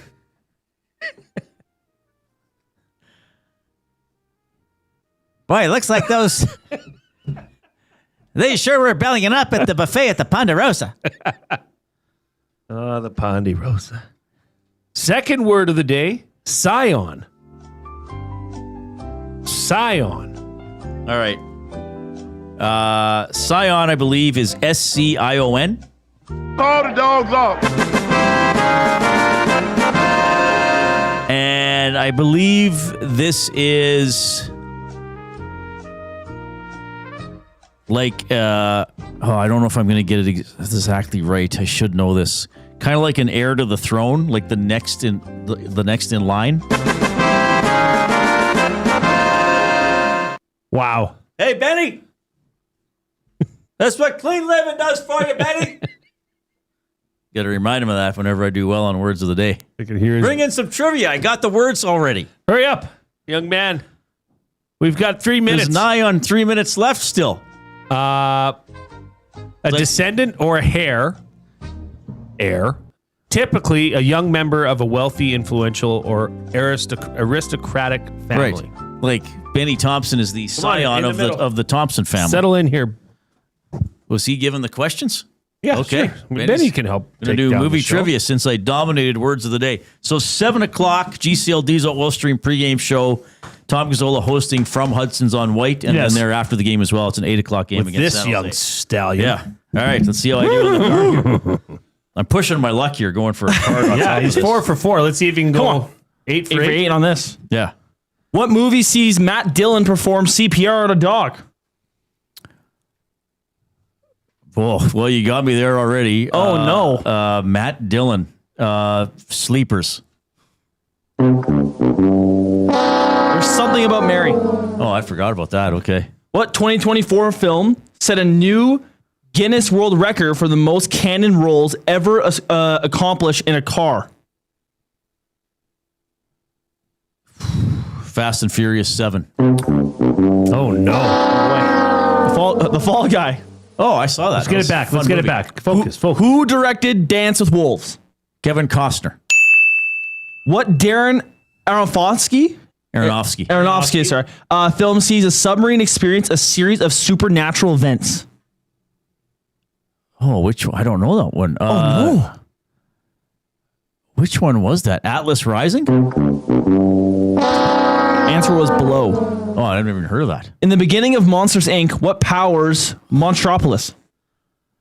Fear. The fear of children, like the nightmares. We'll give it to him. Yeah. Screams of human children. Okay. And Olympus has fallen. Terrorists take over what landmark? The White House. What's that word? Macabre. What macabre game is featured in The Deer Hunter? Russian roulette. Correct. What is the crew above the USS Enterprise searching for in the third Star Trek movie? Spock. There you go. Yeah. Redeem yourself near the end. Spock is? No. You know what his ears are like. Live long and prosper. 5 out of 8. Yes. I pulled it out on the 5 out of 8, so that takes that well, to the half. I get a full point for the Monsters Inc. one. 9 out of 12 total on the day. All right, not bad. Eddie, what's coming up on the GCLD's Oil String pregame show? Myself, Tom Gazzola, Sean Bell, 7 o'clock. We're going to break down, or we're going to tee up the Oilers versus Sharks tonight. Derek Van Diest will join Tom and Belzy at Hudson's on White, and then we'll be live right after the game to break it down. All right, on behalf of Zachary Kubish, Ben Thompson, and Jay Milne, I'm Reid Wilkins. Enjoy the game.